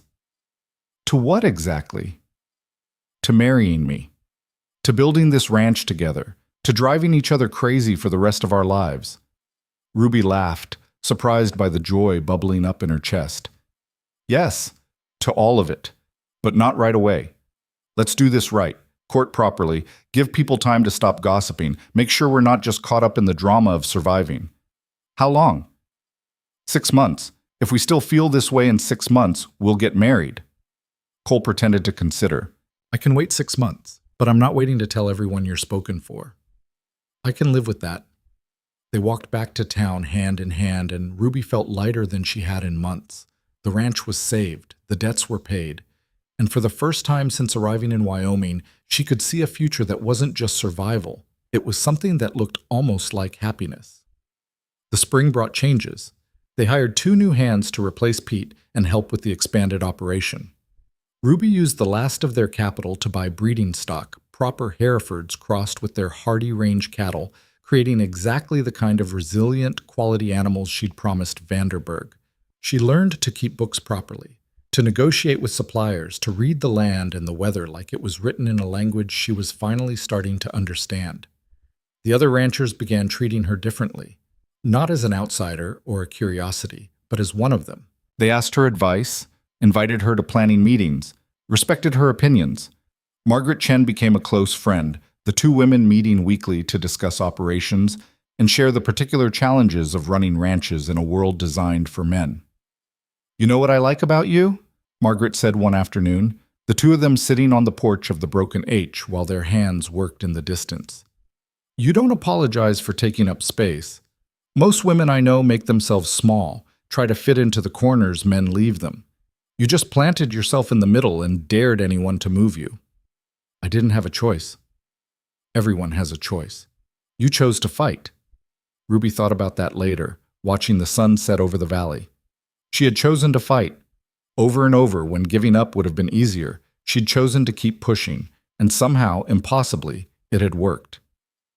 Sutton made one final appearance in late May. Ruby was in the barn when he rode up, alone this time, without his usual entourage of hired muscle. "I heard you saved the ranch," he said without preamble. "Congratulations." "Thank you. Was there something you wanted, Mr. Sutton?" "Just to make an offer. I'm still interested in this land.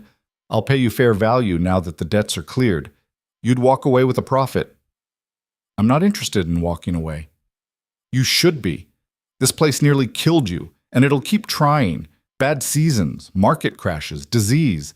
There's 100 ways a ranch can fail. You got lucky once. Luck runs out." Ruby set down the bridle she'd been mending and faced him fully. "I didn't get lucky, Mr. Sutton. I worked. I learned. I adapted. And I'll keep doing all of those things because this ranch isn't just property to me. It's home. It's mine. And I'm not giving it up so you can add another trophy to your collection." Sutton's jaw tightened. "You're making a mistake." "Maybe, but it's my mistake to make." Ruby smiled, sweet and sharp. "Now, if you'll excuse me, I have work to do. Feel free to see yourself out." She turned back to the bridle, dismissing him. After a moment, she heard his horse's hooves retreating. Dutch appeared from the shadows where he'd been watching. "That man's going to be a problem," he said. "Let him try. We've handled worse." June arrived warm and clear, the valley exploding into green life. The cattle fattened on good grass. The barn got its new roof. Ruby's hands healed into calluses so thick she could barely feel them anymore.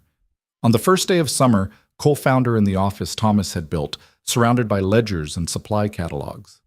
"Taking a break from paperwork?" he asked. "I'm running a business, not taking breaks." "You're running yourself into the ground. Come outside. I want to show you something." He led her to the top of the hill behind the house, where the whole valley spread out below. The ranch buildings looked small from here, dwarfed by the landscape. Beyond them, the mountains rose in jagged peaks, their snowcaps gleaming in the afternoon sun. "What am I looking at?" Ruby asked. "Everything you've built. Everything you've saved." Cole put his arm around her waist. "It's been 6 months, Ruby. We made it." Ruby leaned into him, feeling the solid warmth of his body against hers. 6 months. Half a year of working together, learning each other, building something that felt real and lasting. "So?" Cole asked. "Still want to marry me?" "More than I did 6 months ago," Ruby said honestly. "Which scares me a little." "Why?" "Because wanting something this much means it can hurt when you lose it." "Then we won't lose it." Cole turned her to face him. "I love you, Ruby. Not because you're convenient or because you make the ranch run better, though you do. I love you because you're fierce and stubborn, and you refuse to accept defeat even when defeat is staring you in the face. I love you because you make me want to be better than I am, and I want to spend the rest of my life building this place with you." Ruby felt tears on her cheeks and didn't bother wiping them away. "I love you too. And yes, I'll marry you, properly this time, with the whole town watching if they want." They were married in late July, in the small church in Devil's Fork. Margaret Chen stood as witness. Dutch and Jimmy and the other hands scrubbed themselves clean and sat in the front row, looking uncomfortable in clothes that didn't smell like horses and dust. Judge Harlan officiated, his dry voice making the ceremony feel more like a business contract than a romantic declaration, which, Ruby thought, was perfect. This marriage was both, a partnership built on mutual respect and shared work, but also on the love that had grown slowly between them over months of shared struggle. The reception was held at the ranch with tables set up in the yard and food that came from every neighbor who'd worked with them during the early roundup. There was music and dancing and more liquor than was probably wise. Ruby danced with Cole until her feet ached, then danced some more. Late in the evening, when the party was winding down and the stars were coming out, Ruby stood on the porch of the house she now shared with her husband. Their house, their ranch, their life. "Thinking about Thomas?" Cole asked, joining her. "A little, wondering if this is what he imagined when he sent those letters. Probably not exactly this, but I think he'd be happy anyway. You saved what he couldn't, made it better than it was." Ruby thought about the letters she'd kept, tucked away in a drawer. Thomas Hartley's careful words, his dry humor, his lonely hope for something better. He'd brought her here, set this whole chain of events in motion. And even though she'd never spoken her vows to him, she'd kept the promise underneath them, to fight for this land, to build a life here, to refuse to give up. "Thank you," she said quietly, to the ghost of a man she'd never met. "For bringing me here, for believing I could do this." Cole's arm came around her shoulders. "You ready for what comes next? Another impossible challenge? Sure, bring it on. I was thinking more like breakfast tomorrow and fixing that fence in the south pasture, but we can make it dramatic if you want." Ruby laughed. "Practical challenges are fine. I've had enough drama for a lifetime." The summer stretched into fall and fall into winter. Ruby's mother and sister came to visit in September, traveling by train from Philadelphia with wide eyes and careful optimism. Caroline, 15 now and taller than Ruby remembered, fell in love with the ranch immediately. Their mother was more cautious, but even she softened when she saw how Ruby and Cole worked together, the easy partnership they'd built. "You're happy," her mother said one evening, just the two of them on the porch. "I am," Ruby said, surprised to realize it was completely true. "I worried. When you left, when we got your letter about Thomas dying, I thought I'd sent you to your death. You sent me to my life. This one, the one I chose." Ruby took her mother's hand. "I know it wasn't easy, letting me go, but it was the right thing. I just wanted you safe. I am safe, just not in the way you imagined." The year turned toward winter again. Ruby stood in the barn on a cold December morning, watching their expanded herd settle into the feeding routine. 40 head had become 80, then 120. The ranch was profitable now, legitimately successful. They'd paid every debt, made improvements, even started saving capital for future expansion. Jimmy came running from the house. Mrs. Mercer, there's a telegram from New York." Ruby opened it with curiosity rather than dread. Vanderberg's client wanted to buy more cattle. Same terms, better price. They'd been so pleased with the first batch that they were planning to expand their breeding program. "Well?" Cole asked, appearing at her shoulder. "We have a repeat customer, and a reputation." Ruby folded the telegram, smiling. "Remember when Sutton said we'd fail?" "Vaguely. Why?" "Because I want to write him a letter. Tell him we're expanding. Maybe include our profit numbers." Cole laughed. "That's petty. I know. I'm going to do it anyway." They worked through the winter, preparing for the spring breeding season. Ruby learned she was pregnant in February, news that terrified and thrilled her in equal measure. A child, an heir, someone to pass this land to teach the lessons she'd learned through blood and sweat and stubborn refusal to quit. "What if I'm terrible at it?" she asked Cole one night, his hand resting on her still flat stomach. "Being a mother?" "All of it. Running a ranch and raising a child and being a wife. What if I can't do everything?" "Then we'll figure it out together, same way we've figured out everything else." By stumbling around and hoping we don't die? Exactly. Ruby laughed despite her fears. That's not reassuring. It's honest, which is better. Cole kissed her forehead. You're going to be fine, Ruby. Better than fine. You're going to be exactly what our kid needs, strong and smart and too stubborn to accept defeat. The baby was born in September, a girl with Cole's pale eyes and Ruby's dark hair. They named her Rose, after no one in particular, because she was the beginning of something new. Ruby held her daughter in the same bedroom where she'd slept that first terrible night, exhausted and terrified and convinced she'd made the worst mistake of her life. Now, looking at Rose's tiny face, Ruby couldn't imagine being anywhere else. The ranch continued to grow. They built a new bunkhouse, expanded the breeding program, bought adjacent land when a neighbor decided to sell. Ruby became known throughout the territory, the woman who'd saved a failing ranch, who'd beaten the odds, who'd carved out space for herself in a world that hadn't wanted to make room. Other women began writing to her, asking advice. Should they come west? Could they really make it alone? Ruby wrote back honestly, about the hardship and the loneliness, about the backbreaking work and the constant fear of failure, but also about the freedom, the satisfaction of building something with your own hands, the way the land got into your blood and made you part of it. Come if you're strong enough to fight, she wrote. Stay if you're stubborn enough to win. 5 years after she'd stepped off that train in Devil's Fork, Ruby stood on the porch of the Broken H and watched the sun rise over the valley. Rose played at her feet, chattering to herself in the language only toddlers spoke. Cole was in the barn with Dutch and the hands, preparing for the day's work. The mountains stood eternal in the distance, indifferent as always to human struggle. But Ruby wasn't struggling anymore. She was thriving. The ranch that had been Thomas Hartley's dying dream was now the Broken H Cattle Company, with a reputation throughout Wyoming and beyond. They supplied breeding stock to farms across the east, ran a profitable operation, employed 12 men and 3 women who'd come west looking for the same thing Ruby had found, a chance to build something real. Margaret Chen rode up as Ruby was pouring her morning coffee. Got your message about the breeding program. I'm interested. Good. Come inside. We'll talk numbers. They worked out the details over coffee and biscuits, 2 women running businesses in a world that still barely acknowledged they existed. But acknowledgement didn't matter. Results did. And Ruby had results. You've come a long way, Margaret said as she was leaving. From that scared girl at the station to this. Thomas would have been amazed. Thomas gave me the chance, Ruby said. I just took it and ran. No, you fought for it. There's a difference. After Margaret left, Ruby walked through the ranch, checking on operations. The barn they'd rebuilt after the storm, the corrals they'd expanded, the house where she'd stood in Thomas's shadow and slowly learned to cast her own.